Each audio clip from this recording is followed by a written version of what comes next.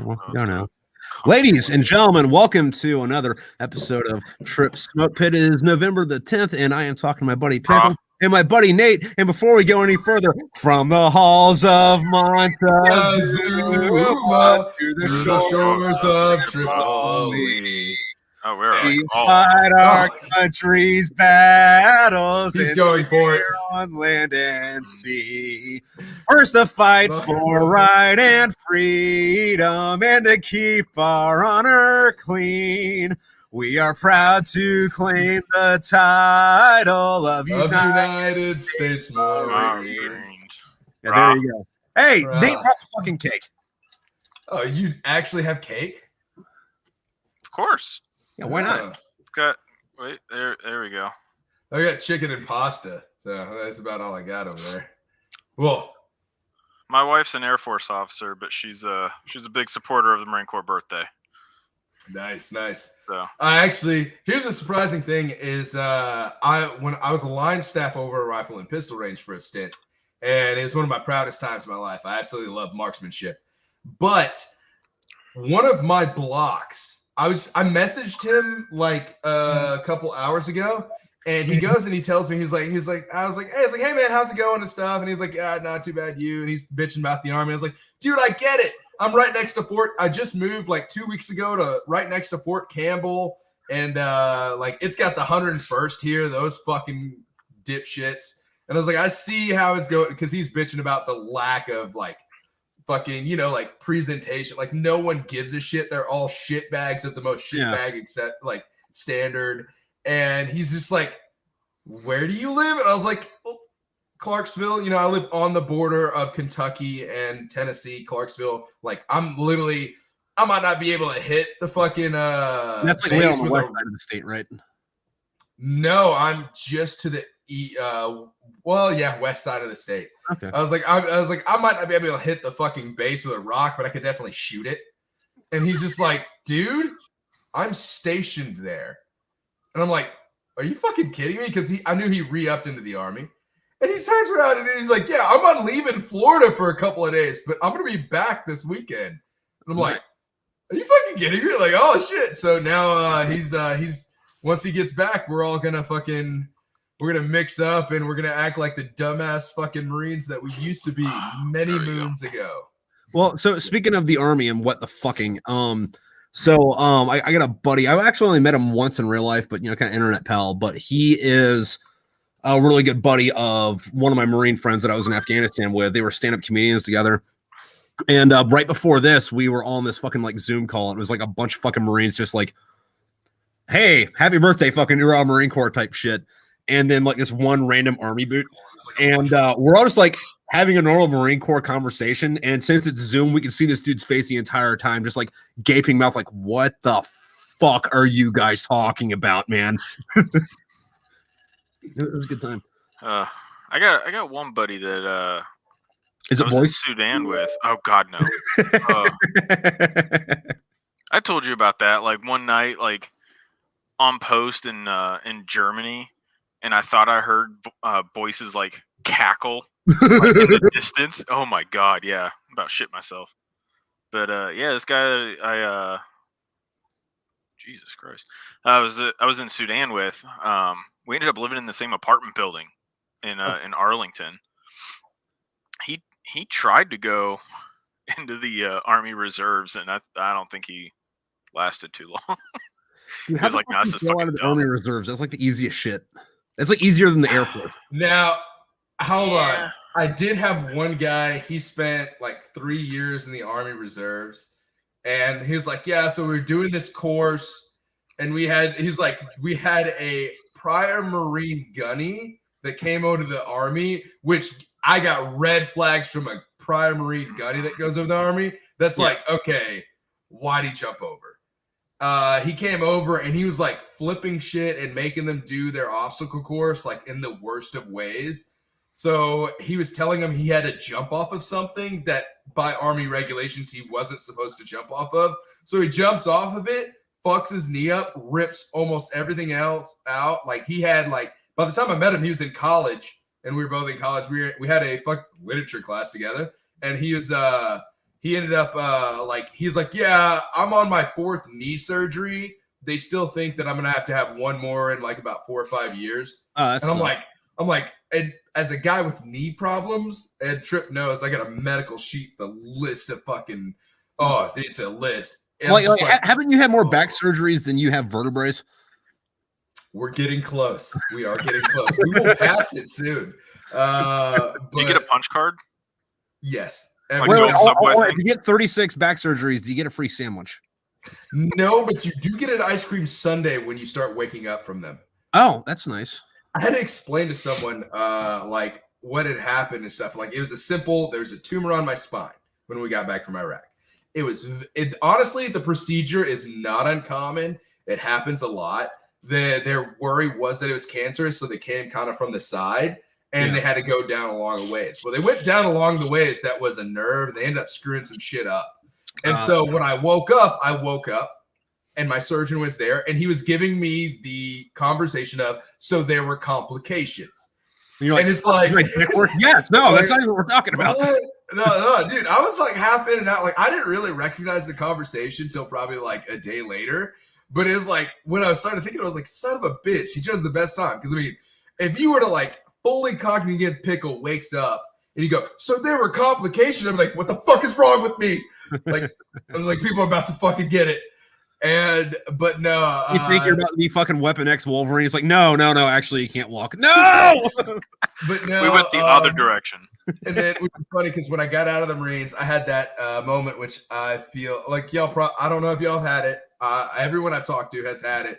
The first year, mine was a year and a half, but the first year I was like, I need to get back. I need to be back in. Like, this isn't okay. Nothing's right anymore. I'm wrong. Like, I was working at a factory, and I was like, I fucking hate everything. And I'm trying to like go back in, but they're like, you didn't fucking document all of your tattoos while you're in. And I was like, fuck it, I'll join the Navy. And they're like, yeah, you can be SWIC, but you got to go to BUDS. And I'm like, I need a back surgery, and I don't think I could like fake it through BUDS. Oh yeah, no, I did not have that problem at all, because like I got medically separated, so it wasn't an issue. And then I also got a severance package, and I had a girlfriend, so it was like, I'm not in the barracks, and I have money and pussy. Like, why the fuck do I want to go back? I pushed my girlfriend away. I got out, and I starting to fucking process the stuff for medical, which is funny because they're like, yeah, you can't re-enlist because you're back. And then you get out and you're like, I probably should have got medically separated instead of like physically, like just. Oh, like, dude, no, and that's got to be a fucking vicious fucking Ouroboros of fucking cuntitude with that, where it's like you're not getting VA benefits because you're like, well, you didn't document your back. It's like, but I can't re-enlist because of my back. Yeah. Last summer was the 4-year mark, right, of me being out. So, so yeah, it's gonna be one of those nights. Oh no, 100%. I already grabbed the fucking. I'm disappointed you guys don't have cake. It's a fucking Marine Corps birthday. You're supposed to have cake. I have Look, cake. my OnlyFans needs me to lean out a little bit more, so I'm leaning out. So I mean, I drank beer, no cake, but I do have vodka, which is like cake. Birthday cake doesn't count. It's a scientific. It's all birthday cake. I'm the only one. My son's not here, so if I make a cake, I eat the whole cake because I'm not gonna buy it and waste the money, and I'm not gonna bake it and waste the ingredients. So if there's a cake in my house, I have to eat the whole damn thing. Actually, fucking Walmart just started selling Black Forest cake around here, and that's like the most delicious fucking thing I've ever had. And all I want now is like a real one, because I've only had the processed one, but the processed one was the best cake I ever had in my fucking life. So it's like, well, if the processed one's this good, what's the fucking real one like? No, it's like the Walmart processed one. Okay, like I said, if the fake one's that good, the real one has to be like nutworthy. The real one is alcoholic. Yeah. Like I didn't know that. I didn't know that. That when I got Black Forest Forest cake in the Black Forest. Also, I was like, this tastes funny. There's this thing called what is it? The fucking Black Forest cake. So like when you hear about the Black Forest, you think about like witches and demons and like all the bad parts of the hobbits coming after you. Yeah. But it's all about like gummy bears and cuckoo clocks and this thing called Black Forest cake, where it's like a chocolate cake, but there's all this cream and cheese cream on it, and then like cherries, and then like God's cum apparently is the other ingredient. As how I like my cum from God. Yeah. And Jamal. But no, I'm 4 years out of being in the Marine Corps, and I'm 4 years and a couple of months. Probably like 2 months ago, I did 6 years in the Marines, so 2011 to 2017. I saw you doing math for Marines. No, I'm trying to count how long I've been out. 38, 39. Anyway.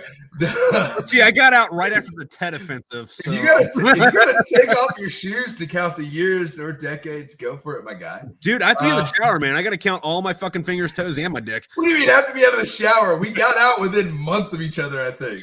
You got in 2017, right? I got out in 2018. You did 8 years? I did almost 12. Yeah. What? Why did I think you did like 8 or 9? Anyway. Because I was still living in the barracks. Oh, that's right. Because you were still a sergeant. That's yeah. No. Dude, no, it's fucked. When I was getting separated, sergeant, you were a sergeant. I played your guitar. You played my guitar. It's kind of a gay thing. Yeah. But anyway, and then no, we just fingered each other's G strings. Like it's not gay. It happens. But no, I've been out for about 4 years now, and a couple months ago they finally bumped me up to 90%. And here's the thing: what hindered most of it is when I got out, I tried to play the tough guy. Hey, I'm not that fucked up in the head. Yeah, sure. And then I'm slamming Jack and crying in my driveway. And then you end up on this podcast. Shame. And I end up on this podcast. Shame. And then the other thing is my neurosurgeon was saying it was mostly muscular and mental, and then authorizing spinal surgeries because he hated enlisted. He was from India. So he treated everyone that was enlisted like they were like a painkiller grubbing like piece of shit, and he treated officers nice. So here's the thing: is sergeant majors, especially like the ones that have been in a while, usually know congressmen and women and senators and shit like that because that's how it works when you're up that high. Yeah, you meet politicians, and I guess he was a dick to the wrong couple of people, and they fucking.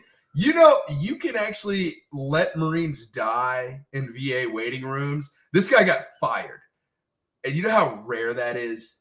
As a fucking neurosurgeon. He got fired because he fucked with the wrong enlisted motherfucker. So I meet my new neurosurgeon, young guy, first doctor to ever go, "Are you Pickle?" I'm like, "Yeah." And he goes, "What's up, dude?" And gives me a fist bump. And I'm like, "Yeah, what's up, man? Like, let's go." And then I meet him. He's the new head of neurosurgery, and they basically wiped out most of the old crew because they're all being douchers. And but this guy's one of those, like, he's hitting the ground running. Like, he read my chart, like he had it memorized. He's like, "All right, we're doing this, we're doing that." And I'm like, and I realized the reason why he's the head of neurosurgery at such a young age was because this guy is going places. Medically, I was like, this guy's he goes for it 100%. You know, that's probably good. Like at that stage in your doctor's career, especially if it's a VA doctor, you don't want them to be there. You want them to be going somewhere else and just earning their fucking stripes at the VA before they fucking bounce out. Before I left, honestly, we had an hour-long appointment. Before I left, he got more done than I had in any other, like all the appointments together. And then he got me fully of everything. He goes, "This isn't musculoskeletal." He's like, "I can tell it by your fucking MRIs." He's like, "This, that," and he just jumps everything. And he starts the fucking process, and he gets me, and I go over the DAV, and I start the process with them. And they're like, "Yeah, you're not 60%. Now I'm set at 90%, and we're still waiting on both my feet and my ankles." So, which is, I went in, and they have it documented somehow, and I didn't know they documented it. I had perfect arches when I came into the Marine Corps. Like probably the MEPS doctor wrote that down. I'm flat-footed as fuck now. And my ankles, because I suffered a couple of sprains, and the last time I had a major sprain, they're like, "If you have another major sprain, you're tearing ligaments and tendons." And I was like, gonna try not to do that then. And so now they're like, "Yeah, you have serious damage to your ankles. And also, because you're flat-footed, it's causing more damage to your ankles. And because you're flat-footed and you have damage to your ankles, it's causing more damage to your already damaged knees. And because you're flat-footed, have damage to your ankles and damage to your knees, and they're all causing damage to each other, your back is also out of whack." And I'm like, "Oh, so are you bumping my shit up?" They're like, "Yeah." And now it's been 2 months since they put me at 90. They're like, "We're still working on your other stuff." And I'm like, "Thanks." I have a very short horror story for you. All right. So this bro, he messed up his shit, and he went to the doctor, and the doctor said, You can't do squats anymore unless you use the Smith machine. I don't like, dude, the Smith machine fucks me up. I will say, if you are looking to get good traps, which weirdly enough, among the many things that I've done in my life, I got certified as a personal trainer randomly. The Smith machine, when it comes to shrugs, will definitely put your lats in a fucking good place, especially if you activate backwards and upwards. Yeah. Which, I mean, I'm in a sweater, but trust me, Trip's probably seeing the Facebook or the Instagram pictures. I got good traps. Oh, yeah, dude. You look like a fucking manta ray. It's got to be great for your fucking OnlyFans, man. Which, by the way, congratulations on. Thank you. Yeah, Nate, he's been like murdering OnlyFans. Yes. I'm in the top 1.4% of earners of OnlyFans right now, which paid for a new house, like me to move up here close to my son. It paid for to get out of a little bit of credit card debt. And most of it's just you doing like fucking like goddamn skull crushers, right? Dude, I haven't done skull crushers since I was probably like 20. Oh, well, it's mostly just you doing squats. It's the ass. Let's be real here. Dudes pay to see my ass. But I mean, couple grand a week. You really can't complain about that. That's not bad. That's not bad at all. But anyway, not to change the subject. And before we go any further, I am going to declare no spoilers. All right. On your book? Yes. Wait, the new book or the old ones? I'm not going to do any spoilers that I can help at all. And Nate, I would appreciate if you didn't do spoilers that would affect this conversation, but I'm going to say this to you so that you can get a good chuckle out of it. But before we went live, fucking Pickle, he's just about to start book 4. And he had questions about Doc and Penelope and all that. And it's like, oh, don't say oh. Don't say oh. I'm already, Trip knows I'm upset about like a couple of instances that has happened. Actually, here's the thing is, all right, so here's something about your books that kind of like fucked me up a little bit, right? So I started reading them in was it when I first got them, and I started reading Smoke Pit, but it's like I'd read a little bit, but I was like everything was in my life was hella chaotic right now due to what I'm doing now. If you can hear that dog. I can't hear a dog. Okay, good. I mean, if there's a dog around, I'll fucking pet it. But like I used to like hang around, like I used to like read. Like I try to read them, and then like I'd back off, and then like there was like stuff going on, and then like I'd go to think that I was like, okay, I'll try to find where I was at, and I'd like there'd be a crimp page, so I'd start there, and first of all, if you miss like 5 pages of your book, you're lost. Like what are you talking about? Most of that book's dick and fart jokes. Yeah, well, no. See, you said no spoilers, but I will say, okay, how about you miss spoilers? Whatever with the first book. All right, with the first, there's 7 out now. If you haven't caught up, it's very possible, Derek. It's very possible you're the only one watching. Derek, I don't know. I can't see who's watching. Click on comment. Click on comment. Am I the only guy that's watching outside of the normal 3? Sure. Yeah, maybe Derek is actually Derek's the one he's the money truck guy I told you about. Oh, hey, dude, fucking what's up? I'm glad you like my shit. He says he has your first book. He's halfway through. Yeah, now I don't want to ruin it because I know he's halfway through the first book. So there are some things, especially I would say book 2. There's the problems with the fawns and the CO that if you don't pay attention to, there's some stuff with the whole statues that if you don't pay attention to, you'd be a little bit lost if you miss a couple of pages. Anyway, basically what had happened is I would go and I'd try to go back and read it and I'd be lost. And then like that fucked up how I thought your books were going. Yeah. And then when I made the TikTok, where I was sitting there reading the book at my buddy's house. Yeah. I was actively reading. I was like, hey, I'm going to make this a TikTok real quick. Bam. And I powered through that in one day. and I was upset because I left the books up here, the rest of the books up here. Hmm. Yesterday, I went through 2 and 3 in one go. I think I started around noon. I ended at like 1 a.m. Oh, nice. And I was like, motherfucker.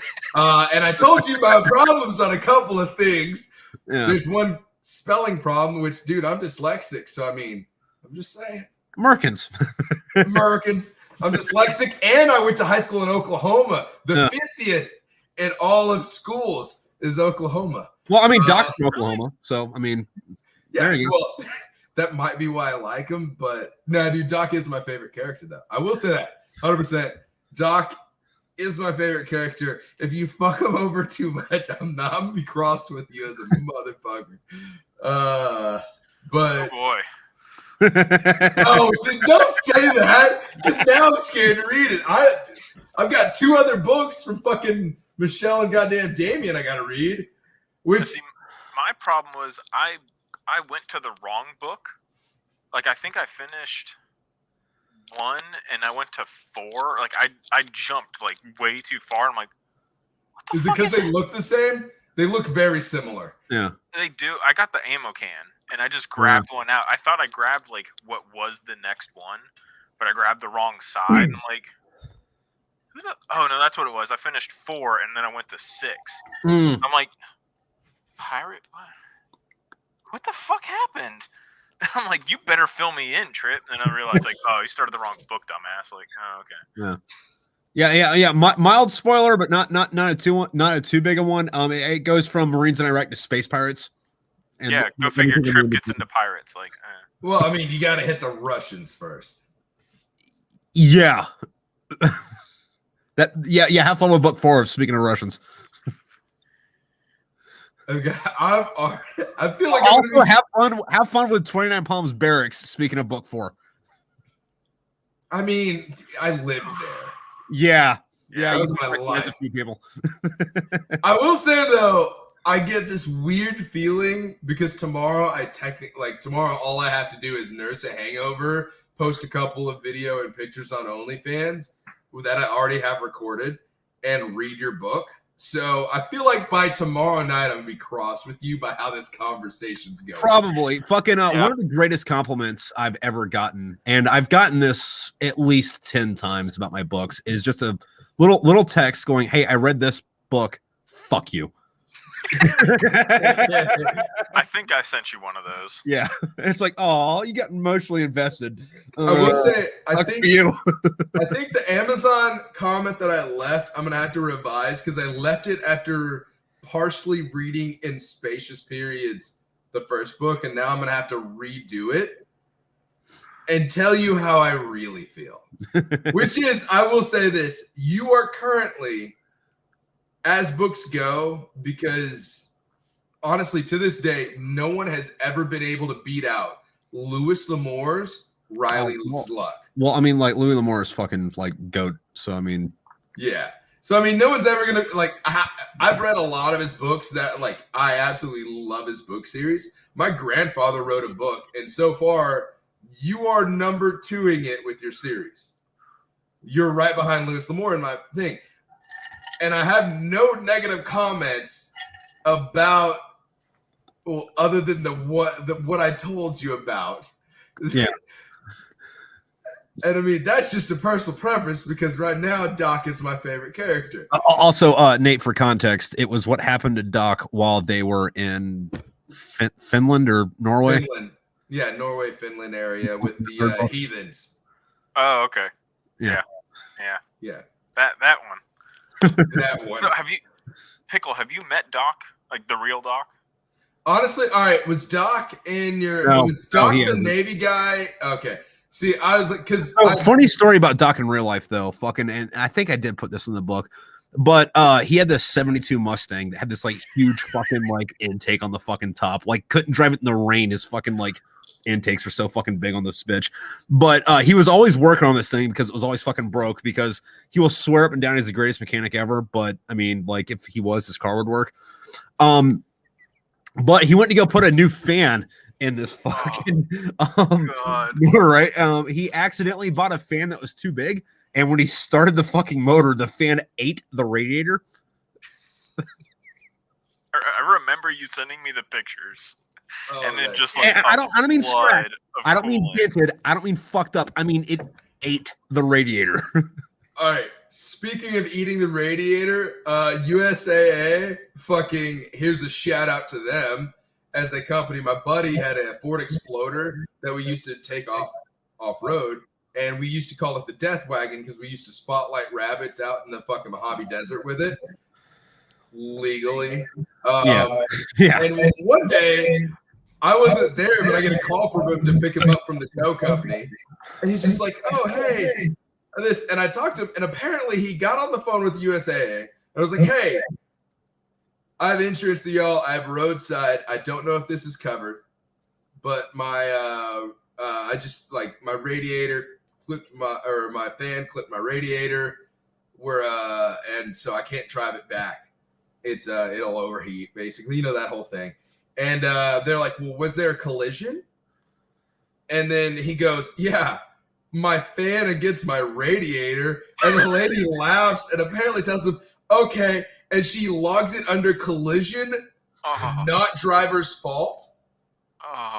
And so they basically paid for everything to have it towed, have the new radiator, everything. And my buddy just like at the end of it, he's like, "Dude, best fucking insurance ever, USAA," because they just hooked him up. The lady just laughed her ass off at him. Mind you, apparently he had to rip the whiskey dispenser out of the vehicle while he was waiting for the tow truck because we had turned the windshield wiper, the juice for the windshield wiper, the washer fluid just thing, into a fucking whiskey dispenser because we just took it off road, drank, and shot rabbits.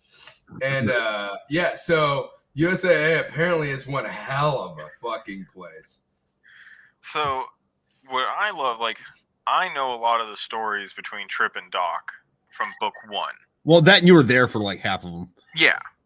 Like, I was either there or, like, witness to a lot of it. Or, like, at work the next day, like, at the smoke, hey, guess what I did this weekend? Yeah. And then, I think, what was it, 2 or 3? There was one, I sent you a comment, I'm like, "Thank you for making Boyce a punching bag." Yeah.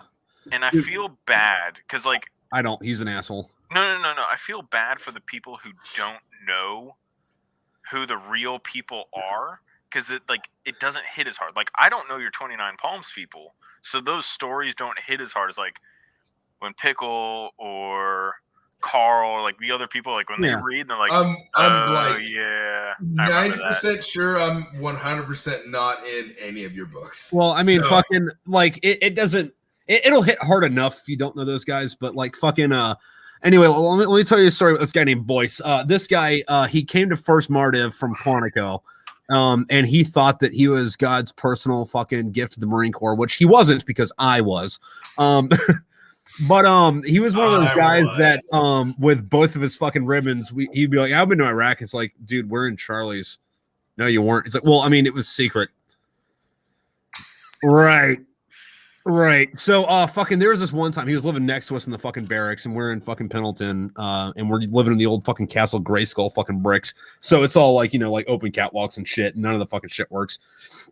So he goes out to town with some fucking band chick. So me and my buddy break into their fucking room, like rip all their shit open, make a big pile of like all their fucking clothes, gear, and all this shit in the middle of the fucking room, and then like take all the shit that's in the fridge and pour it on top of it. And then piss on it. And then like 3 hours later, fucking the MPs show up because he came home and called the cops because, you know, his barracks room got fucked up. And he's like outside on the catwalks just like crying because, you know, his fucking room's been fucking destroyed. And the MP's like, "So did you lock your door when you left?" He's like, "Yes." And then the MP starts chewing his ass like, "Well, apparently you fucking didn't, because if you locked your door, this kind of shit wouldn't fucking happen to you. Here's your fucking pink slip. Fuck off." And I was like, oh, God, I love this. See, asshole. Luckily, I grew up in an infantry unit. So, our door's locked automatically because that's dangerous. No. His door was locked. I just knew how to jimmy into it. Oh, that's fair. Dude, all right, speaking of Jimmy, so it's always funny is I I don't know if you ever noticed this, but the guys that develop skills that the degenerates that joined the Marine Corps always had some sort of like knack that wound up making them like flourish later on. See, it's dude, I was a TSC instructor for a little bit. Oh, actually, no, I got certified and then I just taught our unit. And my favorite thing was I'd pick out the junior Marines that were obviously fucking fucked up before they joined the Marine Corps. I'm like, hey, where'd you used to hide your drugs in the car? Show me. And they'd be like, let's Corporal, later on it was Corporal, I didn't fuck. And then at the end it was like, Sergeant, I've never done drugs. I was like, fuck off, you dumbass. Shit. I did drugs before the Marine Corps. You probably did. I know you did. Like if you were in Oklahoma at that time, my buddy probably sold to you. What's up, dude? And it's like, all right, fucking show me in this vehicle. And they'd search. It was like, look, this is where people hide stuff. Did you have a fucked up family? Yes. Okay. Show me in your house where your family hid stuff. And they'd show you and be like, this is where people hide bomb stuff. And it's like, it's always funny because then at the same time, I was like, hey, my Corvette's running and I accidentally locked the keys in. I never had to call anybody, but I've been walking to the parking lot and someone's like, dude, my car's running and I left the keys. I was like, dude, I'll open that shit for you. Code hanger, man. Fuck that. I fucking figured that shit out on an instant. But no, it's always funny because it's always like the fuckers that were fucked up long before the Marine Corps could all of a sudden do everything anybody needed them to. And the whole story about the Corvette thing is that happened. And I walked away because I was like, hey, I'm going to go grab my stuff from my room. I get back to my car. My car's on. The duty's next to it. He's like, your car's on? I was like, yeah, it's not unlocked. Or it's not locked. And I go to open. I'm like, oh, fuck, it is locked. And I was like, all right, cool. And I showed him how to break into my Corvette right there. And he's like, I thought I'd have to grab PMO. I'm like, no. No, now we're good, man. I've broken into a car before. And he's like, where have you broken into a car before? I lock my keys in a lot, obviously. I'm a good noodle. Yeah. God damn it. Fucking 2-7. Oh, 2-7 is a fucking place. There's a reason that patch is on my jacket. There's a reason why I'm wearing 1-7's fucking sweater, fuckers. And why on my 2-7 tattoos, a couple words in my 1-7 tattoos actually colored in. 1-7 is my favorite unit. Like, all right, I will say this. I would not be the Marine that I was if I didn't have 2-7. Because I would never appreciate 1-7 if I didn't have a unit that was full of garbage leadership and a bunch of fucking assholes. Like that were like not assholes in the good sense, but just bad leadership. No. See, here's the thing about 7th Marines though, is like 7th Marines is about where it's at. And 1st and 5th Marines, like y'all are good, but like I feel bad for you that you're not in 7th Marines. And like everyone else in the Marines, bad for you. I feel bad with 1-5. I feel bad for y'all not being in the 1st Where's Marine. she at? And like Hawaii? Everyone after that, I feel Texas? bad. Marine. Where's 1-5? 1-5, Pendleton. Pendleton? What is that at? Like Arizona or something? It's next to Portugal. Ah, close. Figures. That's why it's got like that Spanish name. Yeah. Make these die. Dude, I will say, like, all right, I can talk shit on fucking 2-7 all I want, but they took me to Afghanistan, so yeah. And I mean, I can be upset about a lot of things with 2-7, but not only did they teach me how to act, they taught me how not to act.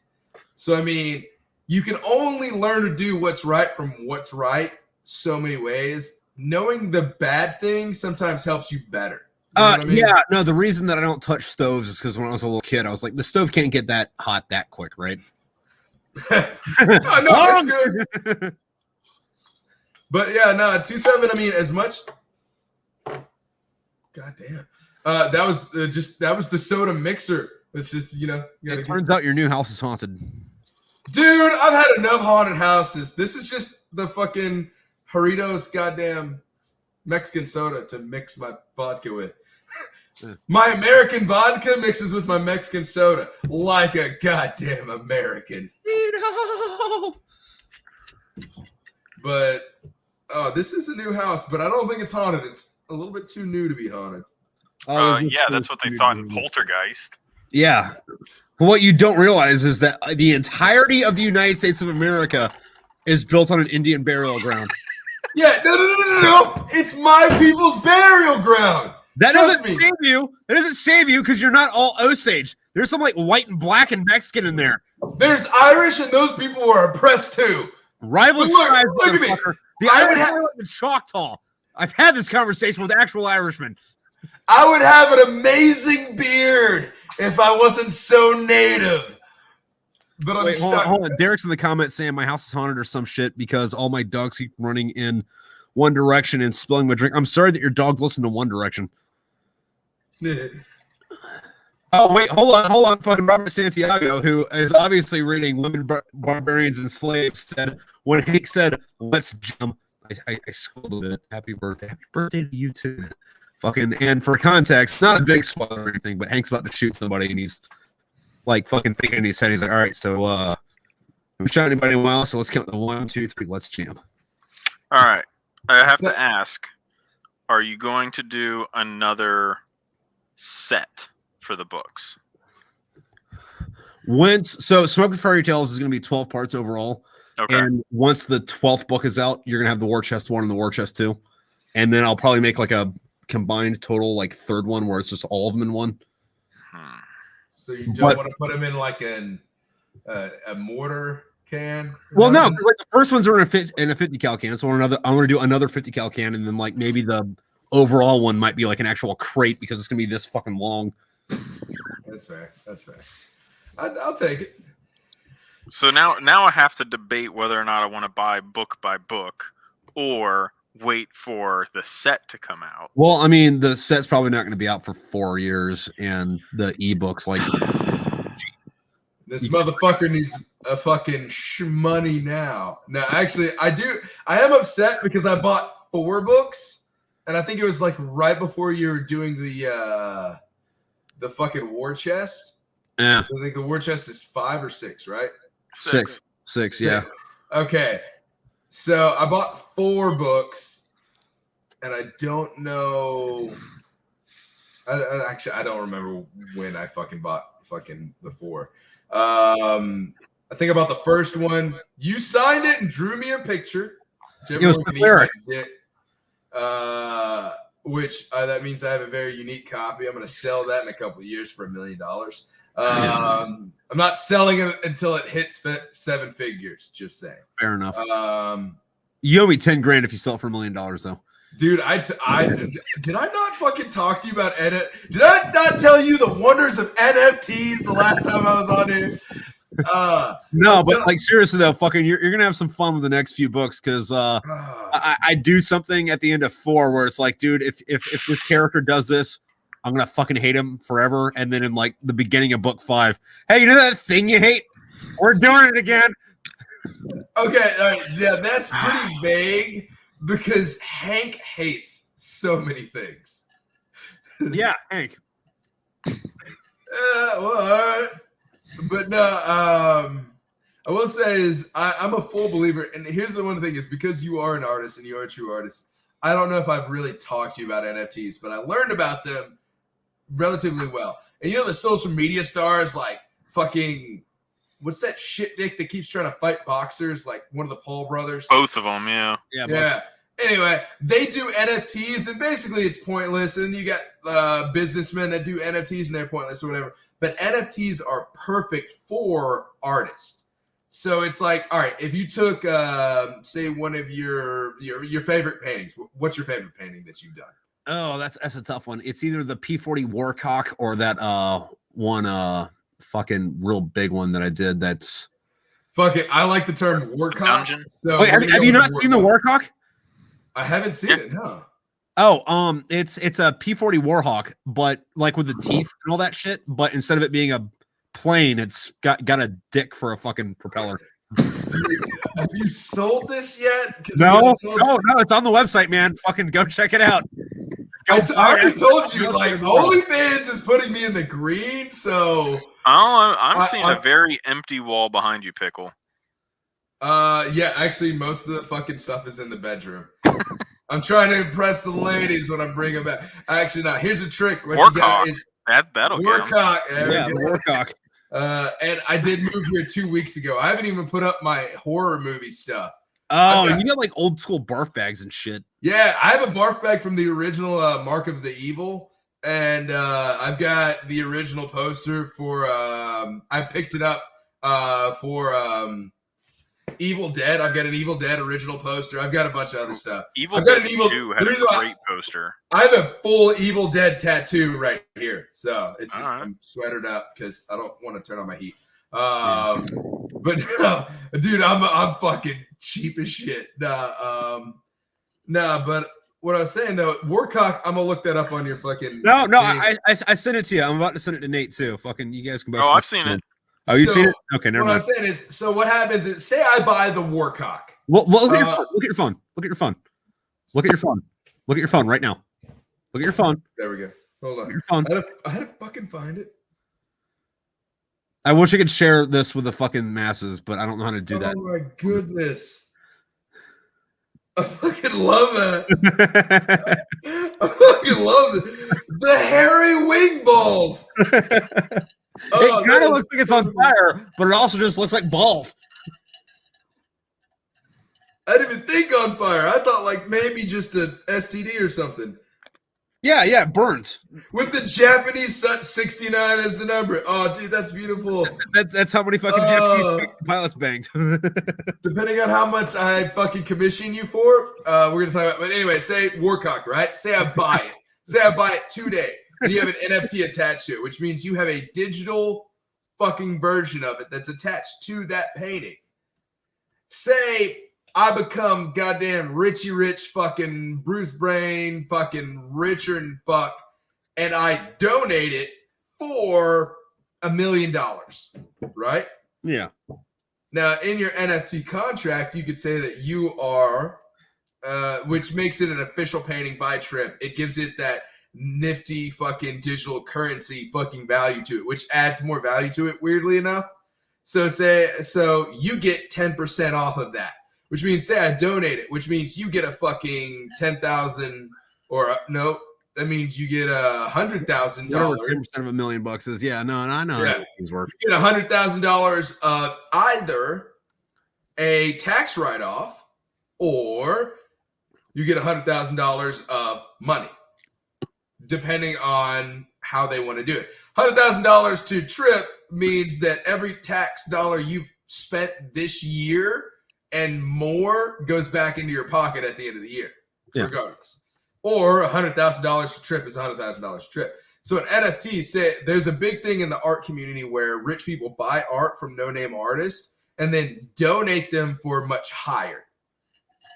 And what happens is the artist never sees a penny of that.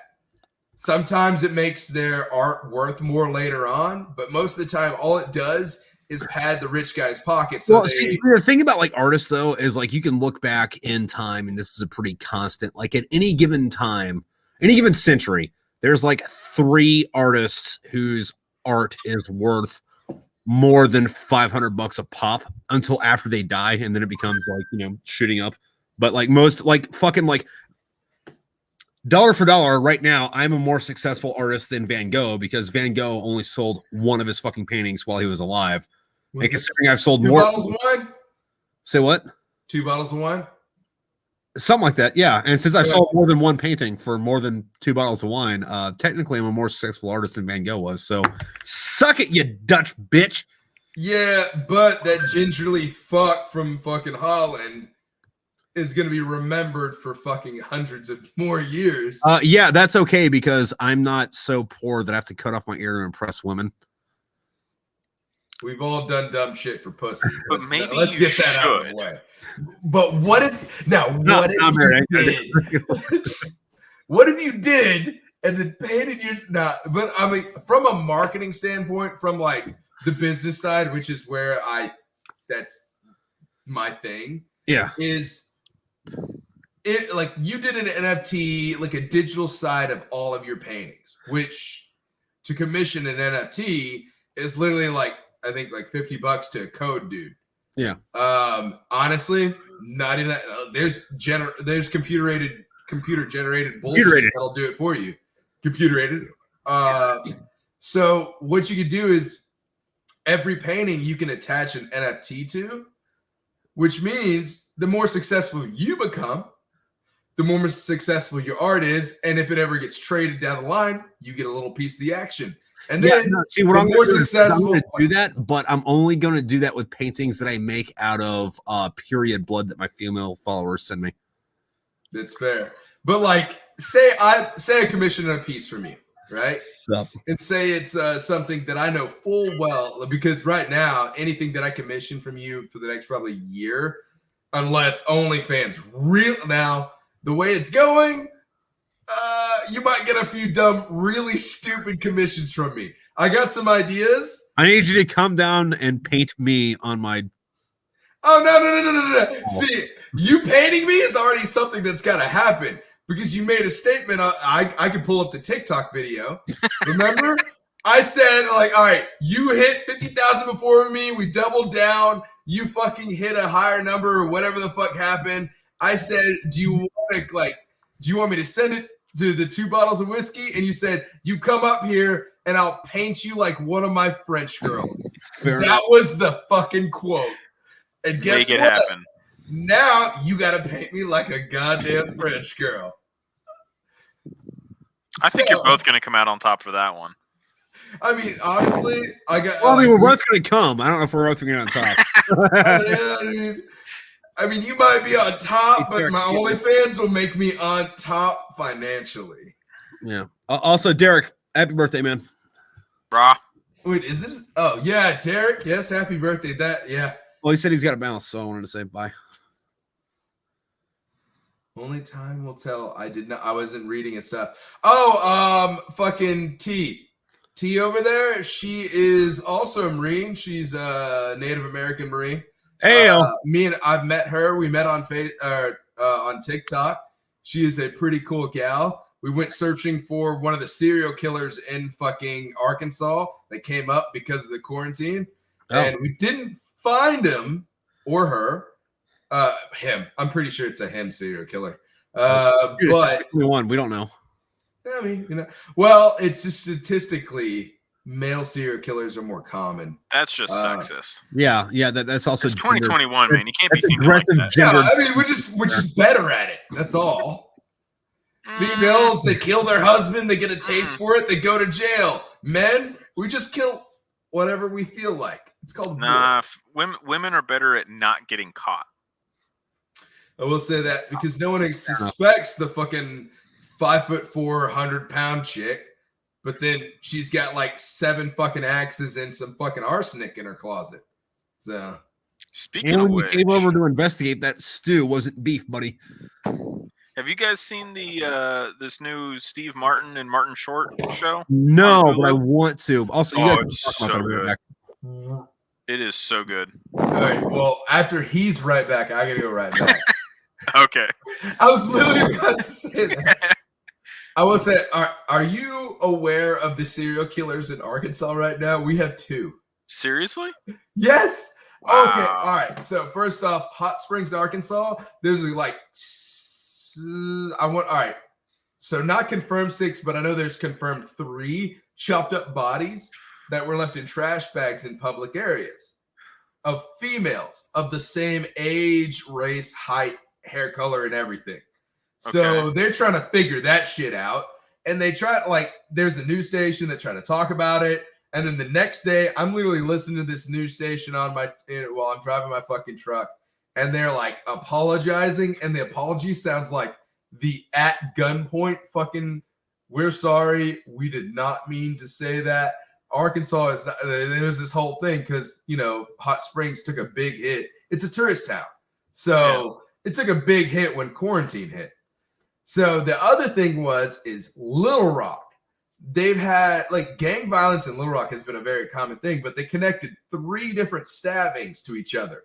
Then all of a sudden the murder weapon started to connect with a bunch of other murders and they caught a camera. Here's the thing is one of the cameras caught what they think is the serial killer a block from my old house. And so, it gets so much funnier because there is a person called Shadow Vision that is a vigilante in Little Rock, Arkansas, that is now came out of retirement to track down, and take out the fucking serial killer.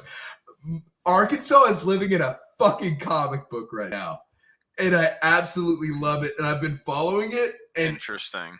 I watched it. I know the people in the area. I have my suspicions on who either knows or saw something.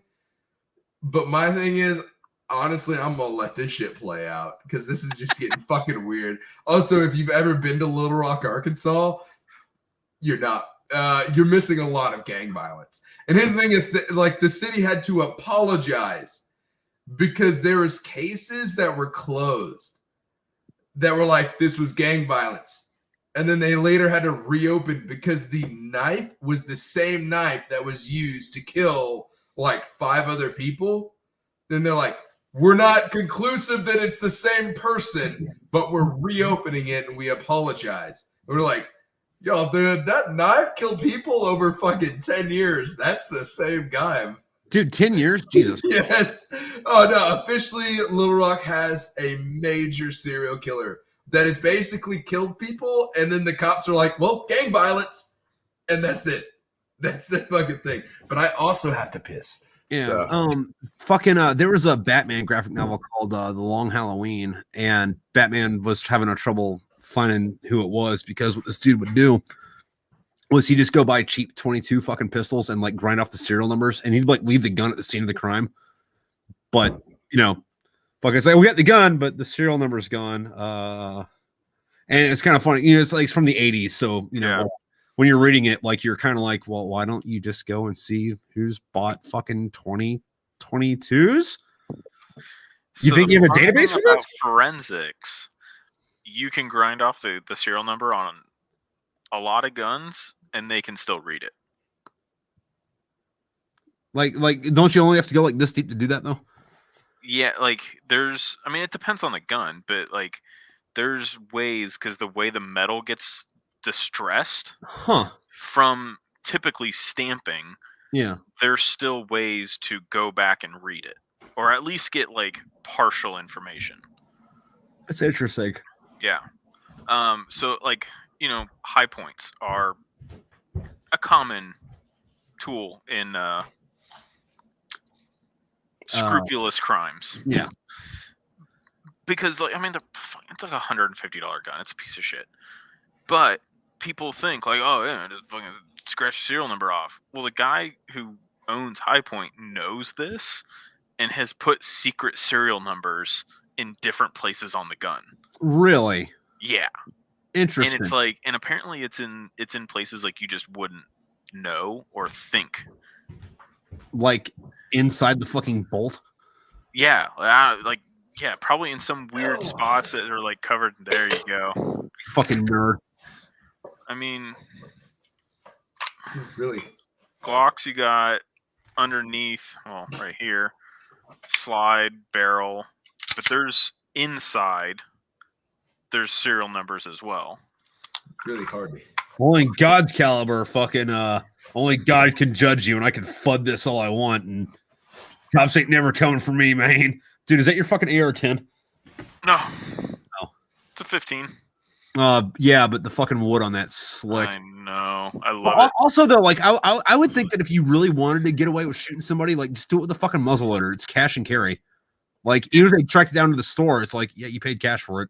I guess you want better on a if you want it. Now, I'm not saying this is the if to get away handbook, and at no point do I condone criminal activities, but 22 Magnum VMAX rounds, the expansive rounds, first of all, after they go through the body of any animal, they expand so much you could never track them to anything. They basically just you can just buy a new barrel for pretty much anything. Yeah, I mean, like it's cash and carry. You could buy a 1911 barrel for like what, $80? Yeah, just switch it out. This actually has plates in it, so I don't want to wear this anymore.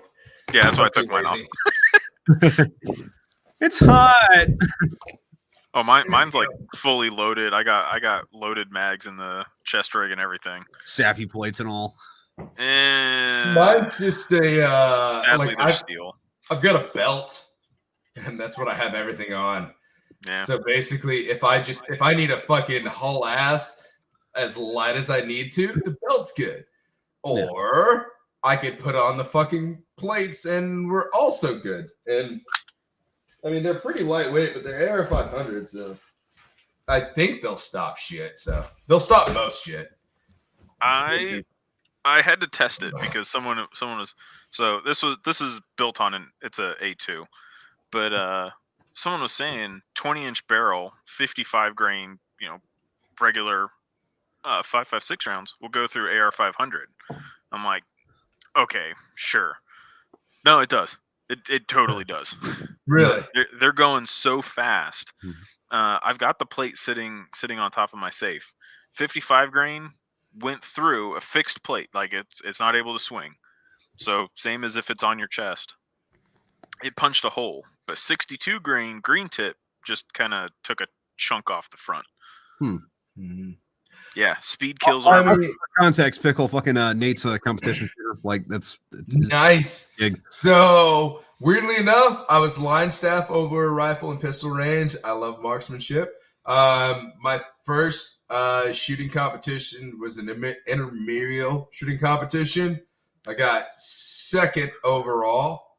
That's also why I have pew pew tattooed on my fingers. Is because all right. So when I was in high school, I started doing cowboy shoots. And cool. All right, here's what happened. Dude, that's something that pissed me off about fucking COVID. Before COVID, I saw your videos too. Ammo. Dude, if there was a man-sized target 10 feet away from me, I could like fan fire from the hip a single action army and get 5 of the 6 in the fucking black. But I was also getting a box of 45 long Colt for $20, and then it jumped up to 50, and it's like, yeah, no, sorry, I don't need to shoot that good. So what happened was I watched True Grit, the original, and John Wayne put the reins in his teeth, and he started shooting with both his hands. And I said, I want to do that. I want to be able to shoot with both my hands, which is weird because I was a Matrix kid. So I mean, being able to like shoot guns and like do all this crazy stuff, I was like, nah. But this cowboy can do it, and he's a bad motherfucker. Wait. So actually, go on. I have something for after this. So what ended up happening was I started learning to shoot with my left hand. I found out I'm really good with my left hand. So the first competition, which weirdly enough is the day of the pistol, we wound up having I got a phone call from my ex-wife, which at the time I was going through a divorce with. Yeah. And I was livid. And I was like, fuck it. And I realized I couldn't take it seriously all day. So I said, fuck it. I'm going to shoot left-handed. And so I knocked it out. And I ended up, I think I was top for the pistol on the intramural. And I think I shot 2 points under what was the perfect score, which is weird because there's the perfect score. And then you could actually score above it if you got all the X's. But whatever. Anyway, you probably understand what I'm fucking talking about if you hit the X's instead of just, yeah. So I was like 2 points under perfect score on pistol, which was the dumbest thing. And I also thought I had some opinions about who was judging my fucking shit. I'm the type of person, you either make friends with me real quick or you just don't fucking like me. And I'm fuck you, Pickle. Yeah, you made friends with me real fast in the smoke pit, real fucking. I let you play my Gibson. Smoke cigarettes. We're both in 2.7, and you had a guitar. No, I mean, yeah, dude, I had the same thing. When I went through coach's course back in 2009. First time, it was the first time I ever really shot pistols. Oh, we lost Pickle. No, well, we'll get him back. Anyway, go on. I kind of wanted to tell my story to Pickle. Oh, well, I mean, I'm listening. Okay. Well, yeah, I got screwed out of fucking expert on pistol because my target, the corner came off and it folded over. I didn't realize I could just stop shooting. Yeah. And wait for, the string to be done, go fix my target, and then continue shooting. So I'm like, oh, fuck it. I'm just going to keep shooting it where the bullseye is. Yeah. So we go to score it, fold the paper back up, and he's like, oh, well, you got one up here. I'm like, no, that's an exit. The paper's coming at you because the bullet went through the other direction when the paper was folded over. He's like, no, that's it. I'm like, man, it's like a 5. And I've got a clover in. Oh, is he coming back? Oh, no. Nope. Okay. So, like, I had 3 rounds stacked in the X. Yeah. But he counted it as 2 and then gave me a 5. And I missed expert by 5 points. Lame. And I'm like, you fucking asshole. It's like, I had it. No, dude, like, I miss shooting. I haven't done it a lot just because fucking COVID prices got bad. And it's coming down, so I should be shooting again sometime fucking soon. But it was like fucking I got my reserve, and I don't want to dig into that just to fucking feel good going pop, you know what I mean? Hey, he's back. I heard all but the last 3 seconds of that. Okay, I was saying fucking I was going pop, watching niggas drop. Niggas in the tree line, got it. But no, what happened with you, which is really funny because I saw it happen, it was probably my 3rd Marine Corps competition shoot before someone finally told me that I could just be like, I don't accept these terms. Yeah. And just like I was like, honestly, like I had times where like shit that's an option? Yeah, no. I can just like not be okay with this? Because the Marine Corps never tells you can be like, I'm not okay with this. But during competition shoots, if something goes wrong, I was lucky, like for the most part. Like, I always had good conditions. Imagine getting NJP'd in your first start. It's like, what do you have to say? Yeah, I don't accept these terms. I mean, how many NJPs do you have? None, because I was good at getting away with shit. Dude, because I'm a real fucking Marine. Pew, pew, pew, pew, pew. Big cowboy, John Wayne, yeah. Oh, anyway, the thing I was gonna bring up earlier was like that gave me a movie idea, all right? So a remake of True Grit, but it's in the True Blood universe. Where it's like, I aim to kill you in 6 minutes or whatever the fuck it is. He's like, well, I'm drinking True Blood. Now, all right, if anybody ever rolls up and be like, I aim to kill you in 6 minutes, it's like, why the fuck does this motherfucker have this shit calculated? Like, is he calculating me running or fighting? Because I got to figure out, because I'm doing one. He's figured this out before you have. On that is like, if somebody says, I aim to kill you, it's like, dude, you better reshoot before he ends that sentence, man. Especially if it's You know what? I'm kind of excited. I don't remember who's in the movie or what it's called, but I think someone might have actually taken the idea of that meme was going around a couple years ago. It's like astronauts come back, and the NASA scientists like, hey, you guys are back early. No, it was called Moon. That movie's like 10 years old. Dude. No. This is something else. This is something I just saw a preview. But the meme is like astronaut comes back, and the NASA scientist like, hey, you guys are back early. And the guy's grabbing his gun. He's like, moon's haunted. Like, what? getting back in his spaceship with a gun. Moon's haunted. Like, I want to see a movie of that, like just based on that. And I think someone's doing it. Nice. I saw the same trailer. Yeah. I'm super excited because I just want that dialogue. So Pickle, when you were doing your competitions, there were Marine Corps competitions? All but 2 of them.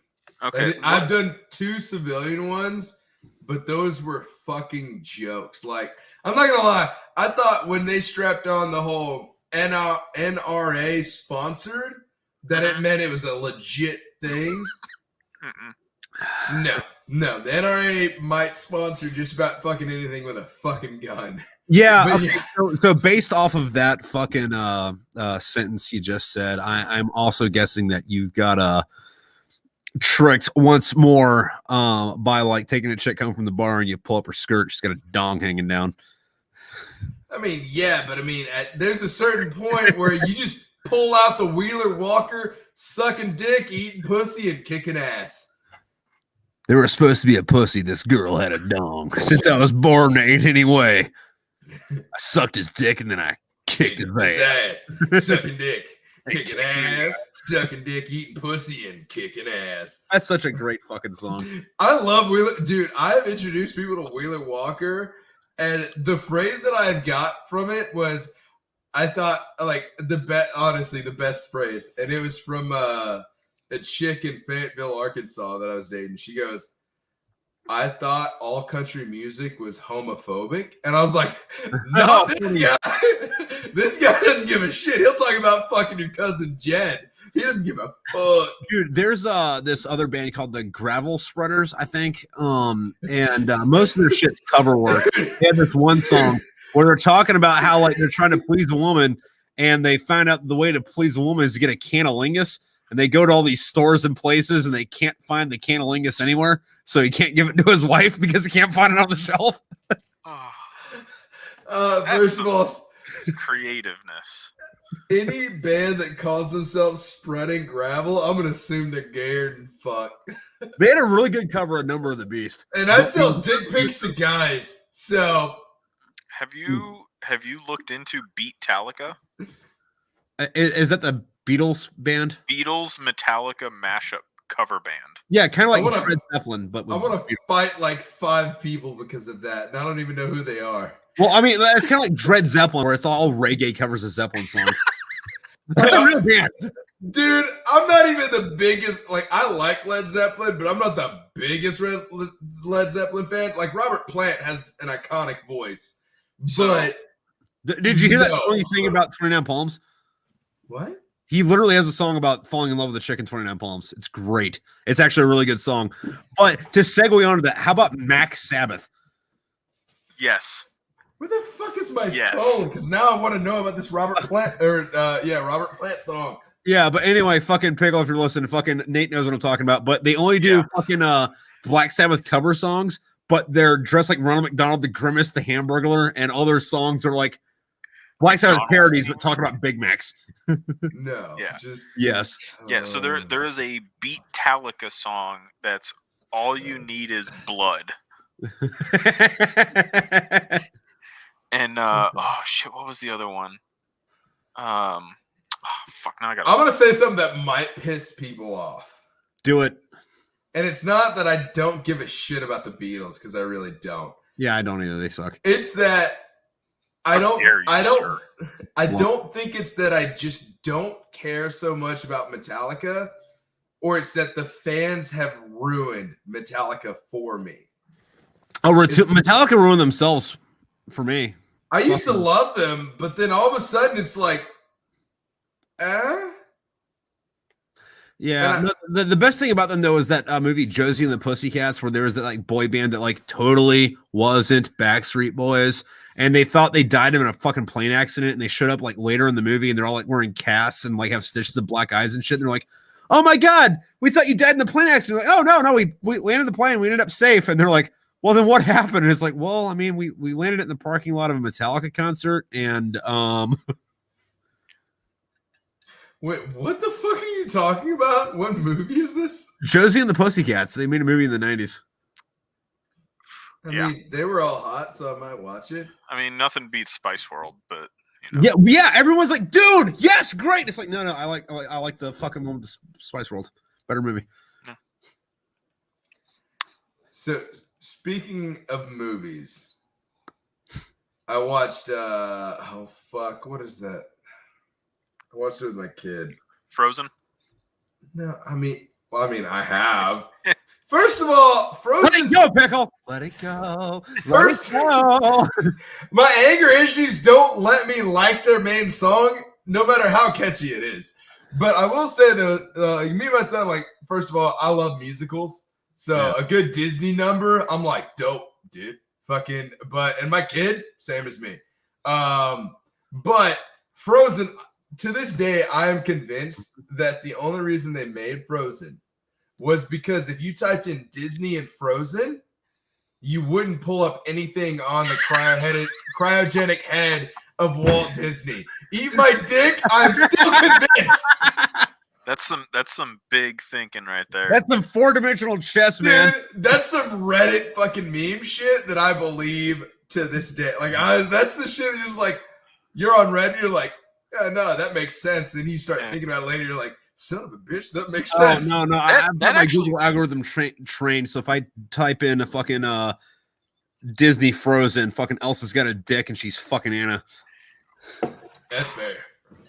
So that's like, that actually kind of is a shitty thing though, because there's a lot of times where I'm like, hey, you know what, this like very current like media centric thing reminds me of something else, and you just can't find it. Like that thing from like 2 years ago, it's buried. Yeah, and then like the thing about that though, like speaking of like Disney and musicals and shit, is like when I was a kid, like I really liked The Sound of Music, and I didn't remember a goddamn thing about it until like 2 years ago, and I went to go watch it again. I was like, oh, this is about the Holocaust.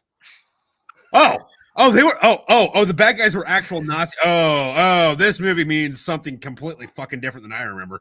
I quit a job with a meme from The Sound of Music. Really? Yeah, no, that's like I don't give. No, it's just I did everything I could to make my fucking like. It was back when I was working for GameStop, and I was managing the store. I was the store manager, and I made my store #1 store in not just the district but the region 3 weeks in a row. Nice. I basically kept us 10 grand per week above sales, which was double our fucking sales goal. I did everything I could. And I mean, I started on like February something with no retail experience. A couple months later, I'm the assistant manager. A couple months later, I'm managing the store. I managed a store with no retail experience through the holidays and COVID.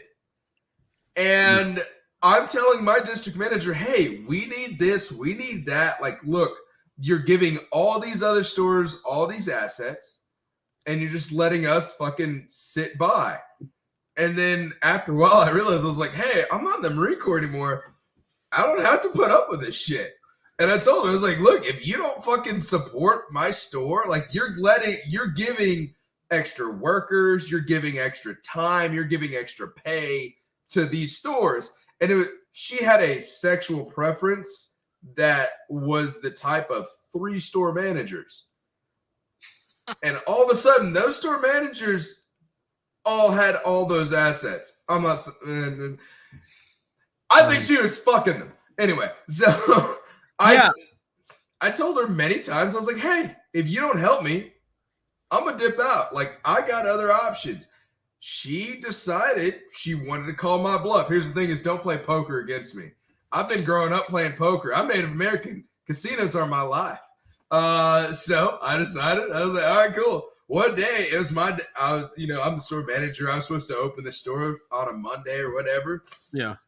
And I get a message, your store alarm isn't activated, whatever the fuck. And I was like, oh shit, I forgot I quit today. Because I already planned to quit and everything. And I sent her a message. It was the hill. It had the chick like with her arms spread wide. It said, the hills are alive with the I fucking quit. And I sent that to her. And I get a phone call like seconds later. She goes, what does that meme mean? I go, did you fucking read it? She's like, are you serious? I go, yeah. She's like, well, why do you quit? I was like, why the fuck does it matter? She's like, well, I have to put something. I was like, oh, because you're a fucking bitch. And you don't give a shit about my story. You just only give a shit about getting your puss wet. And she fucking lost her shit. I hung up on her and fucking left on. By the way, all my major clients, there's an older family, Knutsons, big into Star Wars. So all of the Black series that comes out, all of the Every series that comes out, they have a pre-order for it. There isn't a Star Wars character that comes out that they don't have a pre-order for. If you know anything about Star Wars characters, there's like 10 that come out every month. Some of them range up to like 50, 60 bucks. Yeah. Like some of them are expensive. This he made 3 or 4 businesses. Yeah, no. He made 3 or 4 businesses, sold out, and he retired at 50. His wife is a stay-at-home wife. They are richer than shit and nerdy as a motherfucker. And they literally canceled after I left. All the other people that, like, I'm talking about clients that had at least $1,000. messaged me on Facebook, said, "Hey, I canceled my pre-orders because we found out you quit." And I was like, "Okay, cool." That store in probably the first week, I would say lost 30 grand over the course of a couple months. I don't know. Well, we'll see. Like, speaking of Star Wars figures, like I got this like one fucking like Din Djarin, which is like the weird one that was like colored fucking different, you know, because like I was really into the Mandalorian and I really liked the lore in it and all because it was so much different than like regular Star Wars. But then immediately after that, I got Uganda Knuckles because this is the way. This is the way, my brother. I do know the way. Man, Trip, I've seen so many things when I go to like antique stores. I'm like, oh man, this would be perfect in Trip's basement. Fucking, you know, X-Files Barbie dolls, and I've got vinyl records that if I didn't like them so much, I'd probably just send them to him. Dude, I got a pretty good vinyl fucking collection. Fucking whenever you do make it up here, it's gonna be a night of fucking coarse khaki and fucking like. I mean. Like a bat out of hell! You do first the fuck off. Don't talk to me about Meatloaf. You comment on a about Meatloaf, motherfucker. I had the albums that aren't bat out of hell albums. I fucking made a TikTok about Meatloaf, and you didn't comment on the reference. And did I see the fucking Meatloaf? Yes, you said something like it was something that was a little bit different. I was quoting them. It was oh shit. Oh no. I'm gonna stop you right there because you referred to Meatloaf as them when Meatloaf is a him. You fucking poser! First the fuck off. Yes, it is a him, but he's not the only person playing those beautiful instruments. No, but Meatloaf. And that band is an orchestra. Eat my dick if you don't think otherwise. Like a bat in a hat. Dude, I do this thing every once in a while where like I'm really drunk and I'm listening to Meatloaf and I'm like, I haven't texted that chick in a long time. And I kind of feel like her. And I'll text her just like, if I gotta be damned, you know I gotta be damned dancing through the night with you. She's like, oh my god, I haven't talked to you forever. I'm like, yeah, dude, fucking. Hey man, all I gotta say is 2 out of 3 ain't bad. So I will do anything for love, but I won't do that. I won't do that. Look, if you're not life is unlimited and I want my money back. Lyrics, say what? If you're not injecting random song lyrics into conversation, especially with your spouse, then you're just not living life. I'm divorced and happy as fuck, dude. Let me good for you, man. Actually, here's the thing is, guess what? There is going to be a woman in my life. Uh-oh. And she's a roommate and also a secretary. So, legitimately, the condition. You know how that goes. All right, so here's a weird thing. Is she attractive? Actually, yes. She's a very attractive girl. She is my age, and which makes it really weird is the fact that I feel like although I could tell she is attractive, I have no attraction to her. Like my dick does not pull toward her in any shape, way, or form. And on top of that, she honestly, me and her bro down like most of me and a lot of my buddies do. So, which is weird. Well, I mean, like that's a recipe. That's a recipe for something. Though, I mean, like my side of that argument though is like my wife's pretty, but like my real attraction is to, like homely chicks, like the Margaret Hamilton, the woman who played the Wicked Witch of the West. I think that's like just like in a good way for. Just because, I've been in enough situations where it's like, oh, that pretty chick, yeah, no chance. The ugly, the not so good looking chick, I get her to bloody the bathroom before I leave. All right, did you see the like? There's the haunted house or I did a photo shoot. Oh yeah, no, we were going to talk about this. And then like the third picture is her. She's sitting literally in a cemetery on a bench. I don't know what the fuck she looks like. No. The third picture. You didn't swipe. You didn't fucking swipe. But anyway. No. Anyway, so she's on my Instagram. She's there sitting there on a bench in a cemetery. And what, if you zoom in properly, is a Cthulhu dress. Which she loves Cthulhu. Anyway, but no, she's an attractive girl. I'll say she's attractive, but I have no like real attraction to her, like sexually. But she's one of like so far she quickly became a really close friend. Yeah. And what I have to say is I'm about to have someone, which I told her, I was like, look, if OnlyFans keeps paying the way they should be paying, I'm gonna need a collaborator. Like, so like no or anything. No. I just need a picture of like my cum on your face. In about a week and a couple of days, I have a couple photo shoots with some cars. Yeah. That I'm getting paid for. Nice. And which is also the same time she's gonna be down here. I told her, I was like, look, if I can get some leads and I can get some revenue coming in with did you say leads? Like the plant? No, lead. Like a good lead shows you where to go. Oh, I thought you said wheat. Like the thing that's not broccoli. No, dude, I'll fucking that's in the kitchen. I'm a good cook, but I'm not gonna mix the two together. Anyway, now would I cook for a client? Maybe. Depends on the fucking client. Is Clint Eastwood gonna let me take a shot of it in his fucking garage? Hell yeah, I'll cook him whatever the fuck he wants. Wait, hey, real quick, fucking because this conversation's fucking going all over the place. Fucking Derek Johnson's like, I don't suppose I could join you, fucking blah blah blah, whatever. Hey, Derek Johnson, fucking send me a message on Instagram. I'll send you a link. Anyway, go on. But no, I went and I told her, I was like, look, because she was there for like one of my photo shoots, and then she was involved in my next one. Yeah, is she realizes I'm chaotic. Like my mind is going a million places. I think about the artistic side. I think about the marketable side. Like I'm everywhere, and sometimes I need someone to, like, hey, grab me in. I need an assistant. And I was like, look, if the OnlyFans... You assist this dick! I'm sorry, what's up? If the OnlyFans pays as much... Honestly, dude, she's my height.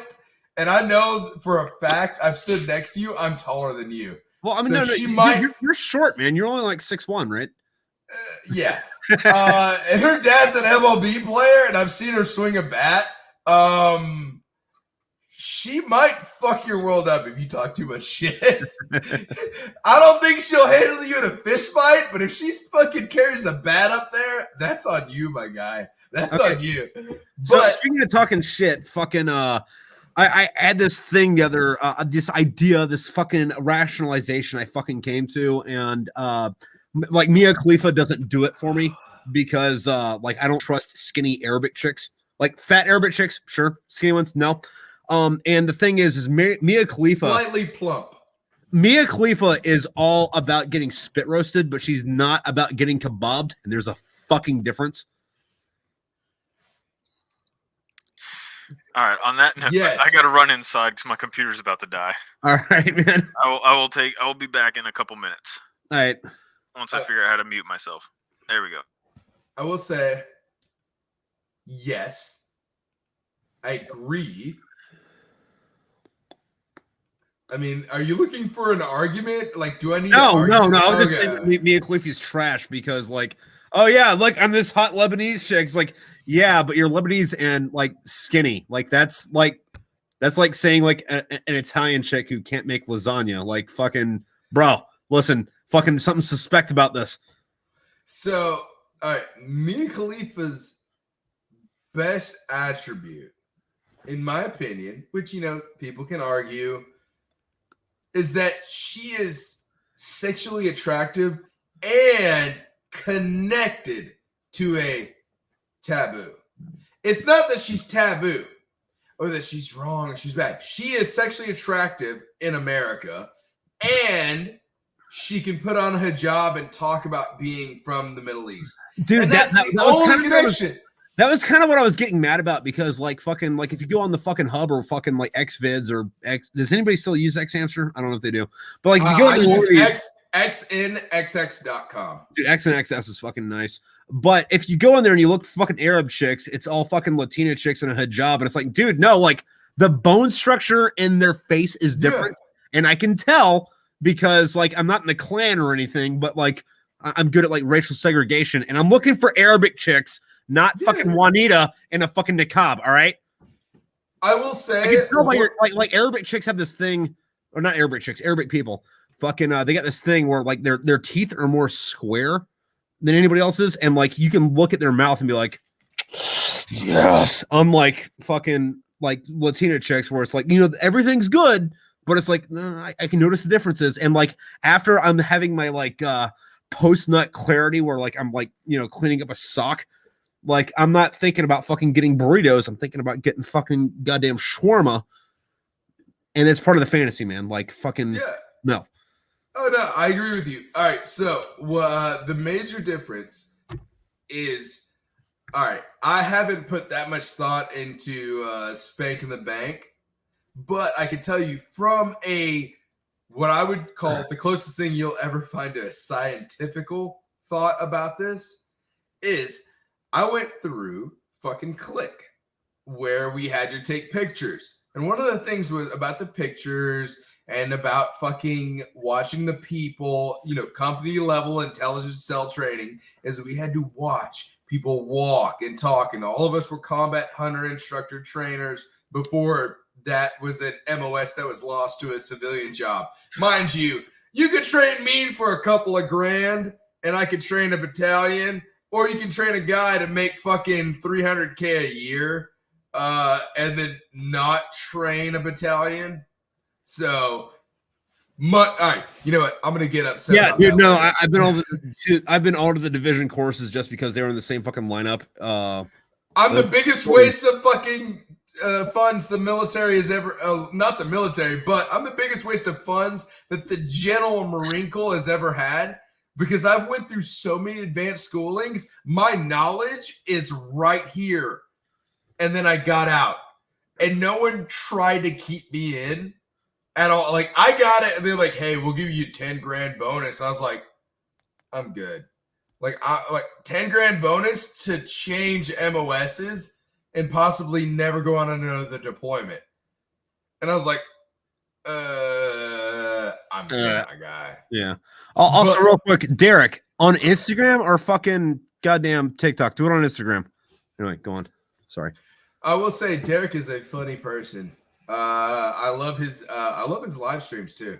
I was there for a couple. Well, I was just saying that because he's saying he couldn't fucking like it won't let him send me a message, which like fucking like TikTok won't let you send a message unless you're both following each other. But Instagram you can do fucking whatever. So like that's Instagram the same thing. You got to make sure you're checking your requested messages. I'm in the fucking general request, man. Fucking.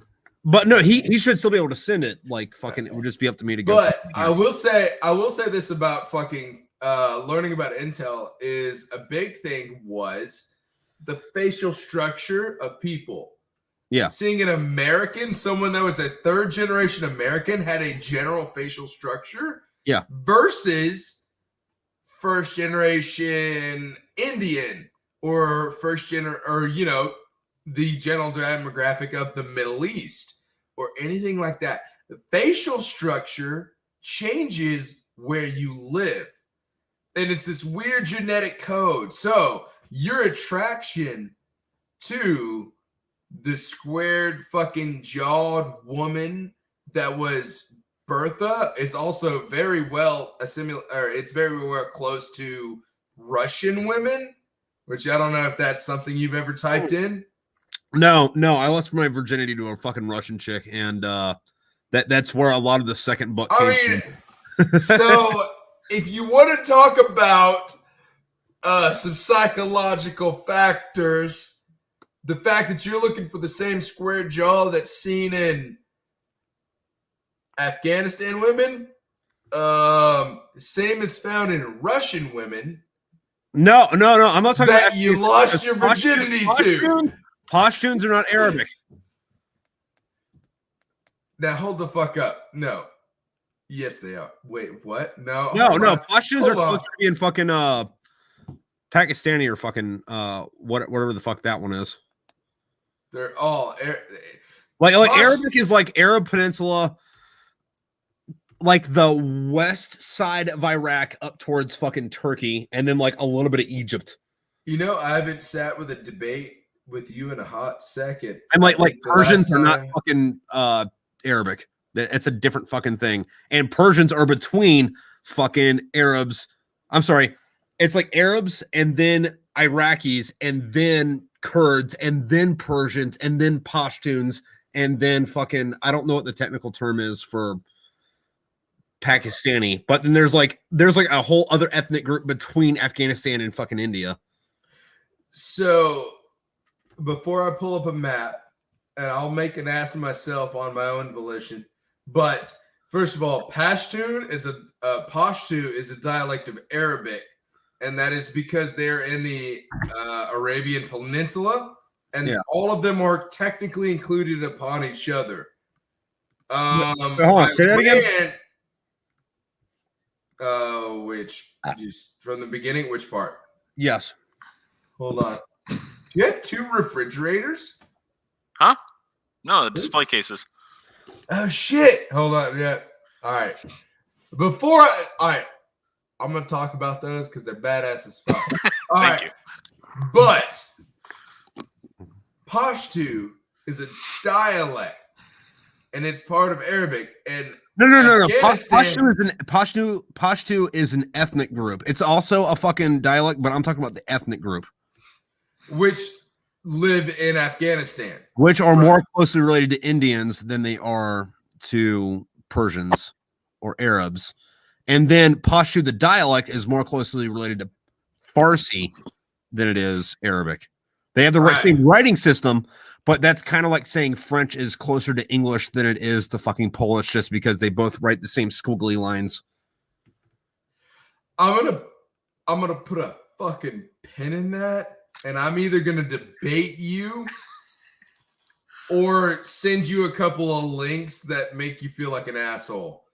But either way, I will say right now, I think you're wrong, and if not, I will put it on fucking TikTok. I will put it on everything else. Dude, burn me on TikTok. Cancel me. Get on TikTok and tell everyone a faggot, and then see how my fucking viewers. Speaking of bullshit TikTok, god damn it! I'm fucking angry about that shit.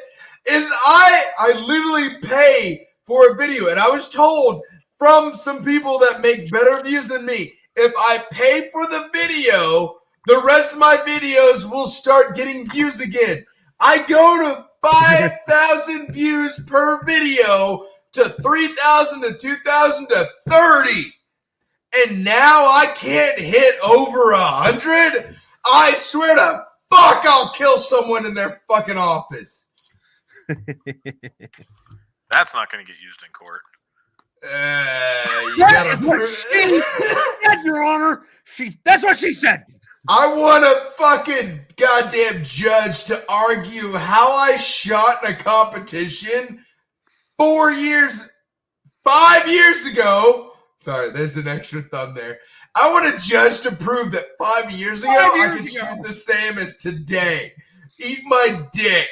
I'll be all right to eat your dick. Also, hey, fucking disgruntled monkey man, what's up? Money there man. We go. Whatever, I'm drunk. You're gonna get it. What's up? Hey, none of that. This is also on Twitter. They don't allow hardcore porn. Yeah, they do. Oh, shit. My bad. Secondly, I'm the only one without. I got the babiest of beards. Yeah, that's yeah. I'm native though. You got fucked on the baby batter fucking genitors fucking thing. But I'm indigenous. He's native. I'm from Short, Oklahoma, Nye cut. You know, he's automatically attracted to me. I mean, I met some motherfucker. Anyway. Yeah, no, I was gonna say like I'm half native, but the other half of me was just blessed by being Scots Irish. So, the best worst Russian Black Dutch. Yes, I was listening to the Black Dutch Forest thing earlier. It's actually where part of my family's from. But yeah, first time I'm live on YouTube. So hope I don't get banned for showing too much nipple or butthole. I mean, they could. I could start recording this and putting this on OnlyFans. Nipple and butthole. I do have OnlyFans. Actually, no. I have not put anything on there yet. I mean, we'll talk about that later. Anyway, no, I realized actually, Trip, last time I tried to record when I was on fucking live stream with you, it cut out all of my audio. Really? Yeah, no, OBS is a fucking cow. StreamYards, I haven't downloaded it yet, but right now I'm a full believer in that fucker. Also, real quick, I just took a screenshot of fucking Nate because like he's doing the King of the Nerds pose. Like that's like Hugo Weavering level. Like get on my level with your nerd shit. And I fucking love it. Talking about Star Wars, Gundam, what? Well, I mean that depends on what kind of Gundam we're talking about. Are you one of those fucking like goddamn Iron Blood North? Well, I got in with Gundam Wing. Yes, I got in with Gundam Wing. But I'm not one of those Gundam Unicorn. Oh, not no. yet. I haven't got into Gundam Unicorn yet, but oh no, I'm kind of a snob. Zeke Xeon motherfucker. not quite that far yet either. I've been doing other. And I just want to look at this hot native man with that sexy gun. Honestly, I will say this. How old are... Wait, no. I gotta ask this. Are any of y'all as old as 1972? 86? Yeah. All right, there we go. So what's happening here is this is older than y'all, and I'll stroke the fuck out of it. That's older than you. Shut up. No, eat my dick. My dad gave it to me. No, first of all, the guns in the bedroom. Guns in the bedroom sit older than this gun. But I will say this: this is one of the truest shooting guns in the world that I've ever fucking used hunting, which is a Marlin 30-30. 100%. I will swear by Marlin to the end of my days. You just had to Old say Marlin, yes. 30-30. I mean, New Marlin, no. Not Marlin when they were owned by Remington. Freedom Group ruined Marlin. Really? I mean, I haven't. I've got a 20. Well, my 22 Magnum by Marlin I bought years ago. I don't know. When the fuck did Marlin? When did Remington own Marlin? Because I've had a 22 Magnum from them as well. For a little while, which is why when Remington started going under like a year or two ago, then Marlin disappeared. There haven't been new Marlins on the market in a year and a half, 2 years. But But he Ruger, about 83 or 73. yeah, Ruger recently bought Marlin and is starting it back up. Yeah, let's not get into those rimfire. I mean, 22 Magnum is still one of my most favorite rounds ever. Because Why would you get 22? Why would you get 22 Magnum when you could have 5.7?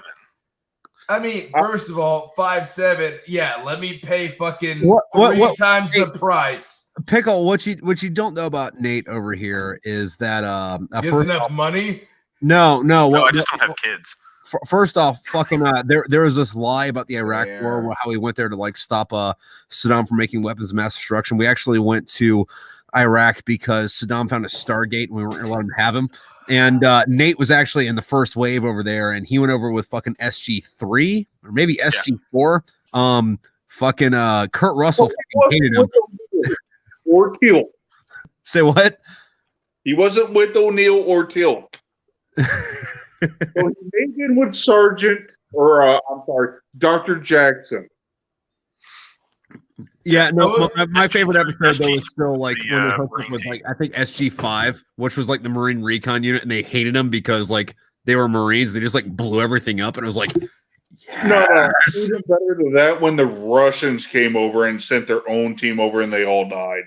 Yeah, I will say this though, out of guns, the 5.7 is a super funny round to me because I've got a Tokarev. Actually, if you want me to, I'll grab it. But I've Tripp's seen it on some fucking live streams. I've got a Tokarev. It's a 7.62.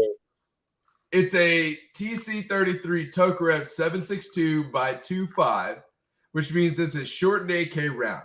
Which what happens is in the 80s they banned them because basically they could go through any body armor at the time. And the funny thing which by the way is also why they banned my dick in California. There we go. It was Look, only a matter of time. all small We're calibers going to got banned at one point. So what had happened is the 7.62x2.5 was the predecessor to the 5.7. The problem is the 7.62x2.5 is still a better penetrating round than a 5.7.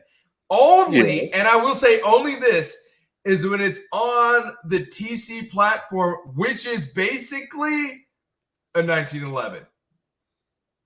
When you take them apart, the TC, which is a 1911 that shoots 7.62x2.5, shoots a round with the right barrel, with the right action, which everything lines up properly, hits 4A body armor, 2 shots, then goes through, which is a pretty fucking hard round to beat. I mean, pistol. It really comes down to barrel length.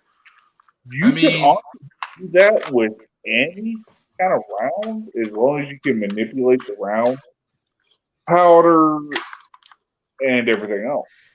It is if you buy surplus and decide to take on someone with those fucking calibers, you're winning. I mean, I'll have to say this. When it comes down to it, 5.7 is a super cool round if you can't afford a proper 7.62x2.5. And my pistol would eat the shit out of most 5.7s. You mean 7.62x49R or 59? Actually, weirdly enough, shortening it up helps it with penetration. It's called ballistics. Don't worry. Geometry would have helped you if you would have got your degree.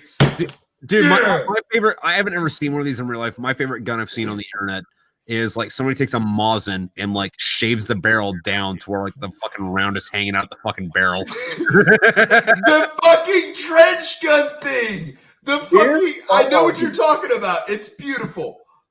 I love it. You know what? 7.62x2.5 is actually pretty cheap right now. Is it? Yeah, 49, 50 cents a round. Ain't that too bad. For preview partisan. No. Go to an Arkansas fucking gun show. You'll find that shit about 10 cents per round cheaper. Yeah, you will. Here's my argument. A double barrel 4-gauge. 4?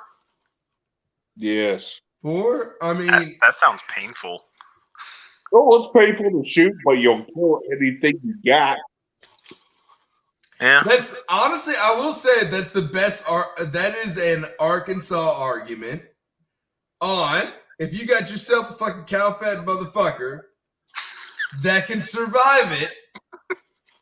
You put himself some double-aught buck or triple-aught buck and put whatever you want in front of him and pull that trigger. You're fucked. Okay, so since we're talking about like redneck shit, and since we were talking about Star Wars earlier, I want to tie these together. And my favorite thing, earlier, and yes, I have shot that said gun I just mentioned.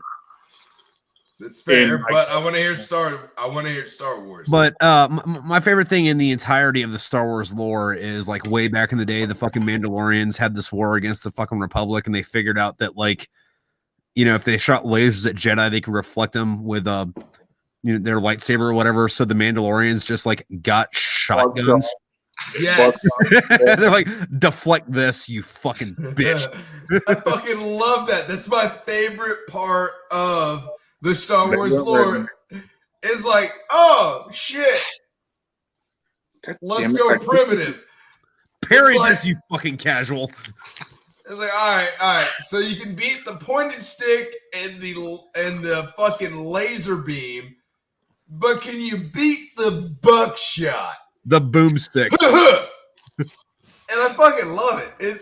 That is one of my favorite Star Wars lore is the Mandalorian saying, eat my dick. We'll go old or new. Either way, eating meets dick. I love it. I absolutely.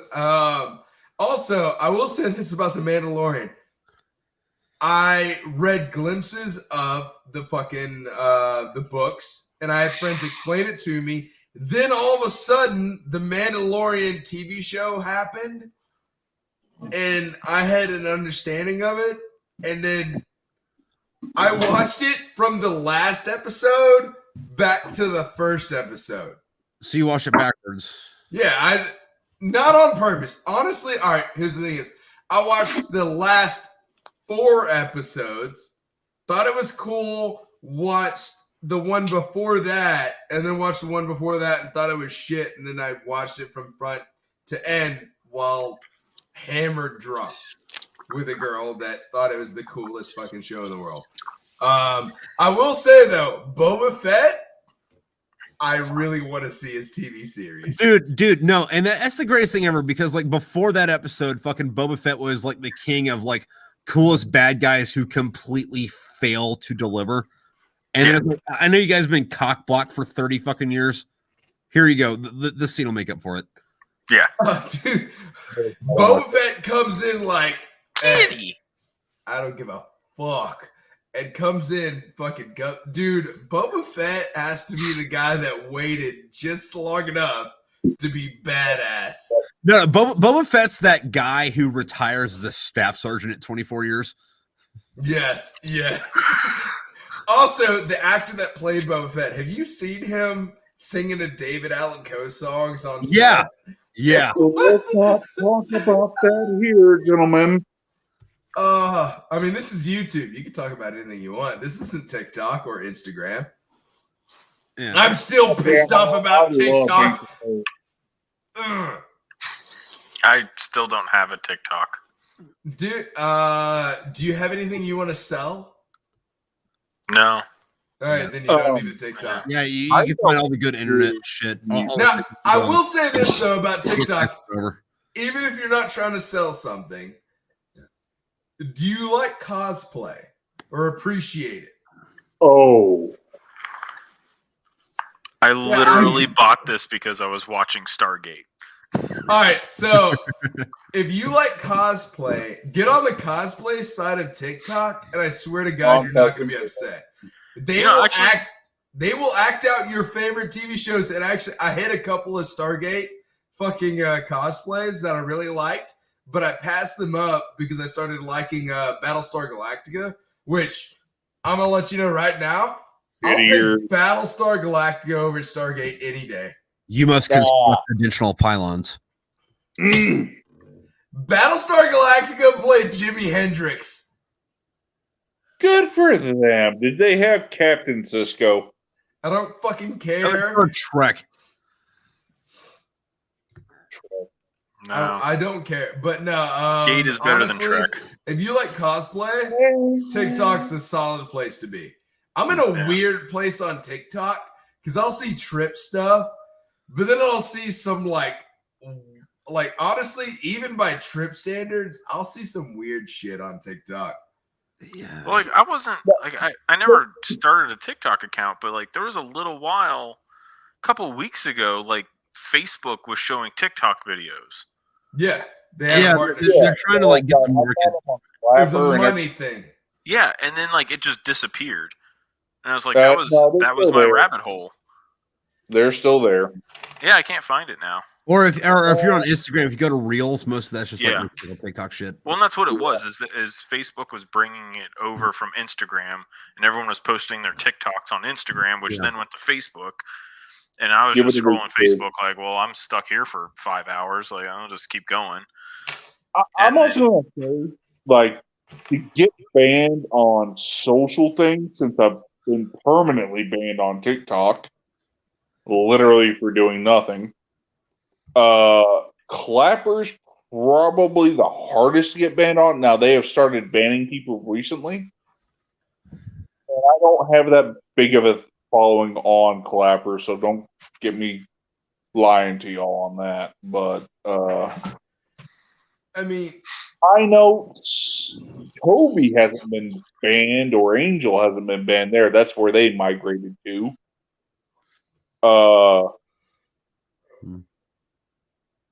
YouTube, obviously I haven't been banned from there, but I've barely posted anything here because I cannot get a following here. Mainly because they don't post here. I mean, honestly, I have to say that when it comes to TikTok, and I mean, it's kind of a weird thing is if you have a niche, if you like your action figures, if you like your cosplay, if you like your pop culture, your movie references, whatever you like, double down on that shit. Like, or just answering questions. Yeah, no, I mean, honestly, I can say this is I see how Trip posts, and I've got mad ideas for how I can help Trip. But at the same time, I'm not gonna be like jump in and be like, Trip, do this, because it's weird. No, That's a weird thing. And it's the same thing as like, I mean, my thing is marketing. And that's the best thing is me, I never feel comfortable. Like right now is probably the only time I feel comfortable in front of a camera. And it's because I'm drinking on a live stream. Wait, so are you drunk on your fucking OnlyFans too? Well, then how about actually, half the pictures I am hammered as shit. Fair enough. How about marketing my fucking Arkansas, Oklahoma ad, onto TikTok, Instagram, and everywhere else?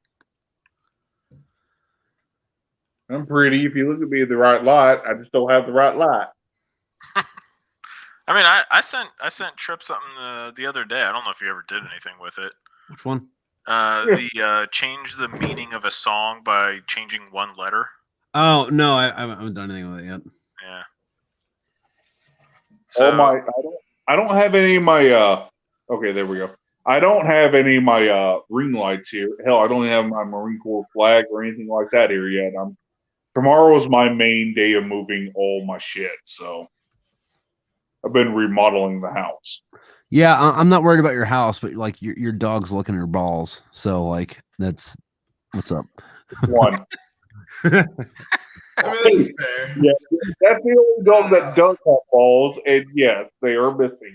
I will be right back. I need half a drink and half of something else. Don't judge Ace. He the things that my wife took away from him, not me. Yeah, no, I'm cutting off my dog's balls tomorrow. Can't wait.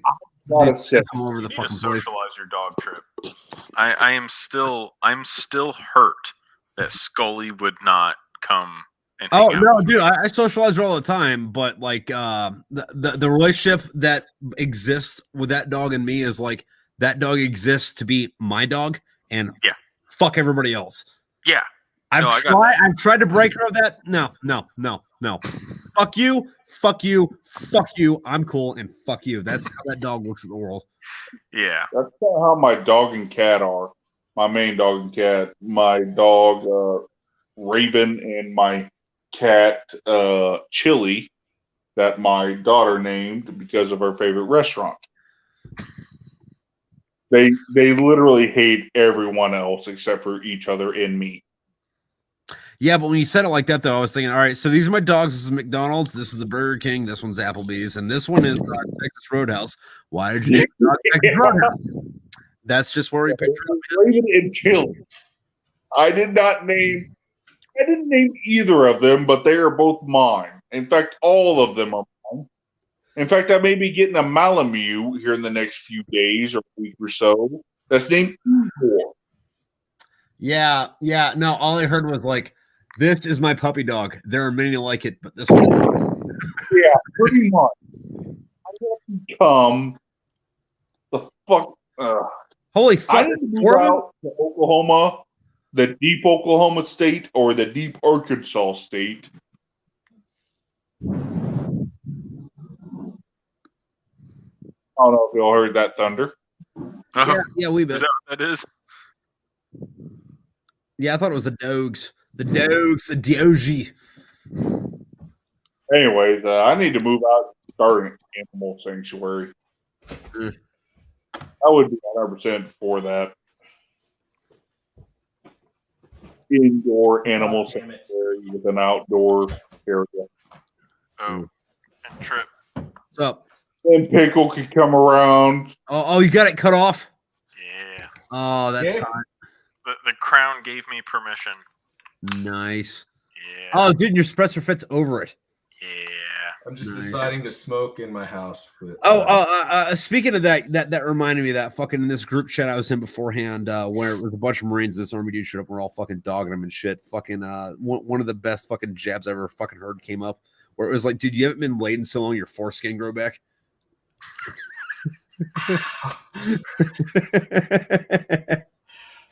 Ow! I don't know why, but that hurt my dick. Oh, so it's all right. Because we have 4 Marines here. Yeah, I just had a count. All right. I want to know either the funniest, which I feel like Trip has fucking those cocked locked ready for the barrel. The funniest or worst Marine story you've ever heard, as the Marine Corps is now 246 years old. It's kind of fun. Like, are we talking about Joe or just the worst Marine I've ever seen?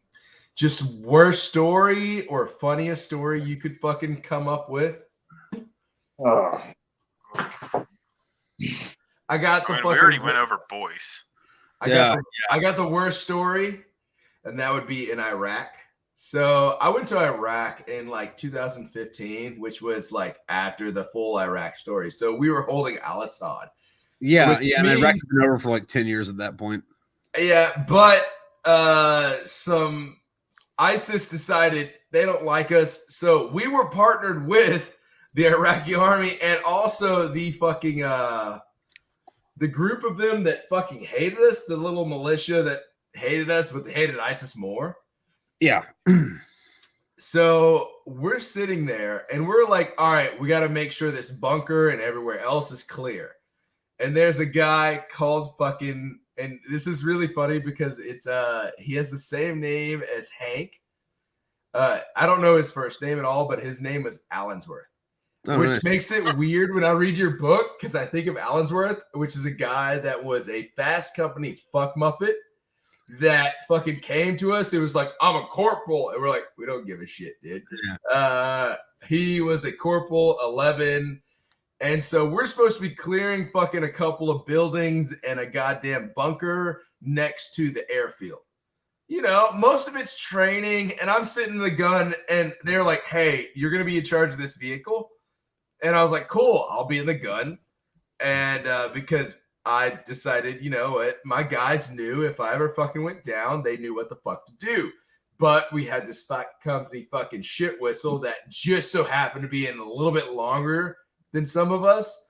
So he was in charge, and it pissed me off. And I had a couple of guys that had been in Afghanistan with 1-7, a couple of guys that had been in fucking Afghanistan with 2-7. We were all there, but he was like, I've been in the Marine Corps for 5 years. And I was like, yeah, Fast Company, you fucking turd. So he starts telling the Marines, like, yeah, just stick your head in, and fucking, if no one's there, the room's clear. And I didn't hear that. So I'm fucking like, I see guys start sticking their head. I'm like, you motherfucker. And I'm yelling and screaming at them. All right. So it comes up to a bunker, which is the worst situation because if you know anything about ballistics, bullets bounce off concrete pretty fucking easily.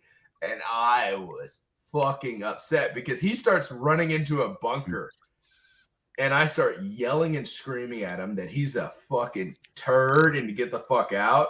So Thomas runs in after him. Thomas was technically a boot to me, but the dude was on his shit, so I always treated him like he was equal to me. He runs in after him, whatever. We go back. This guy starts fucking yelling at me. He's like, you're my fucking corporal. You shut. And I was like, listen here, you fucking mall cop motherfucker. I will fucking kill you right here, and no one's gonna fucking question it. And I fucking unload on this guy. Apparently, a couple months later, he got fucking excused and then exited out of the Marine Corps because his 17-year-old wife that was pregnant with his kid, mind you, he was like 25. Good for him.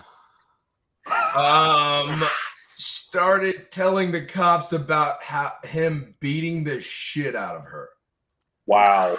Yeah. Mind you, We all were reporting him during the deployment because we could hear him on the phone saying that if you go and have a fucking drink of alcohol, I'll fucking kill you, bitch. And I'm like, I don't give a fuck if you're pregnant and have a drink. Man, I'm an alcohol baby myself. But at the same time, don't beat your wife. And this guy, I swear to fuck, my biggest memories of him was when he thought he was hot shit and he started yelling at me and I yelled at him that he was a mall cop. And I had 3 Lance corporals that were a little salty come up and grab him by the arm and be like, if you fucking touch Pickle, we're going to fucking kill you. And I'm telling him I'm going to kill him. But the best Marine story I've ever heard or that I can tell right now is when everyone, I swear to God, on that base started calling him Mall Cop. Nice. And I'm happy about that. I'm proud. I am proud. Man, so my first duty station was Hawaii. Ew. Oh yeah. Oh no. Not K-Bay. I was at Marfor Pack. Oh, okay. I don't know the difference. I've never been to Hawaii, so what's up? What's the difference in them? I always thought Hawaii was dog shit. So Marfor Pack is not what MOS are you? I was combat camera. Oh, fair enough. Yeah. So that's how Trip and I know each other. Ew. But I was in 0352, so okay.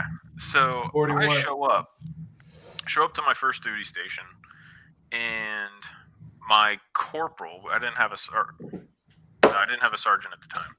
My corporal thinks he's a werewolf. Like, wait, no, was he native? No. Very dark. Okay, think Uncle Ruckus from Boondocks. like the weird eye and everything. So this guy was a sergeant, got busted down to corporal because he punched a female Marine in the face for talking back to him. So yeah, this guy legitimately thought he was a werewolf. For the first 2 months I was there, he refused to learn my name, which was on my uniform. Yeah. So he just called me Chuck for 2 or 3 months.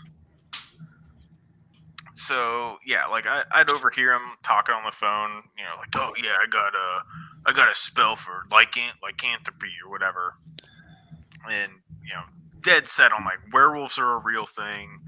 He's part werewolf. Fucking whatever. Okay, I gotta ask, what year was this roundabout? Was this Twilight time? 2007. Oh no, when the new Twilight. Underworld came out. Oh my god. Underworld and Twilight and all that. Yeah. So this guy ends up picking up a deployment to the Philippines, which was supposed to be mine. Things happened. They shuffled people around. He missed his flight. So we how do you miss a flight? He just didn't. You be a lazy bitch. Yeah. So we were all in Thailand. Whole headquarters went to Thailand for an exercise. And my Master Guns is walking around pissed. I'm like, yo, Master Guns, what's going on? He's like, Miller missed his flight. Awesome. So I hear later, they're at this guy's apartment. They're like, hey, international flight, we got to get going. They miss it completely. Have to leave the next day. When they finally get to the Philippines, he was a photographer. One of the videographer Lance Corporals that went with him was telling me later, he's like, this dude could not wait to put on a flight suit. Because when he was in Iraq, he wore a flight suit. And he was so excited to be deployed so he could wear a flight suit. Except it wasn't an official flight suit, and he didn't have the little patch that you're supposed to have, your name and all that shit. So he Sharpied it onto his flight suit and was walking around this joint service base in the Philippines. And I mean, he got lit up, and apparently there's another story of like this dude had a thing for bugs. He found a dead moth in the office one time, and like it was on his desk for a while until somebody knocked off the antlers, or not antlers, the antenna or whatever. Bug The guy fucker. lost his shit. Well, in the Philippines, he found some kind of large beetle and put it on his shoulder. And some female captain apparently was ripping his ass apart about something. And my buddy's telling me this story of like this grown man getting his ass chewed by some female army captain. He's crying with a big old beetle on his fucking shoulder. And it's just like, what the fuck? Well, it turns out then his wife left him while he was in the Philippines, sold his car, turned in the apartment, took the kid, and went to somewhere in the States. And it was like, yeah, sounds about right. Is that where the legend of the bug fucker came up? I don't know. But So, like I just went a couple months ago. Yeah, I don't know. Yeah, a couple months ago, went to go see a retirement ceremony for Master Guns that I served with. And someone that I used to work with in Hawaii was like, do you remember that guy who thought he was a werewolf? I'm like, yes. And I always refer to him as Werewolf Sergeant. And people don't fucking believe me. Yeah, that guy sounds like a fucking real winner is the word I would use to describe that guy. Yeah. They said the Buford. But on that, we're at our time limit, so I'm gonna let fucking everybody go. Fucking anybody got any last words? Titties are very awesome. Titties are awesome. Pick bunghole. bunghole. Nate. Fuck the NFA. Yes, absolutely. Anyway, Buy gentlemen, suppressors. thank you for fucking joining us. Fucking Raw. happy fucking Marine Corps fucking 1775. Kill. And I will fucking simper your thigh on another devil dog. Thank you all for having me. Leather necks. Yes, my fellow such. Delaware woodsman. All right. Adios.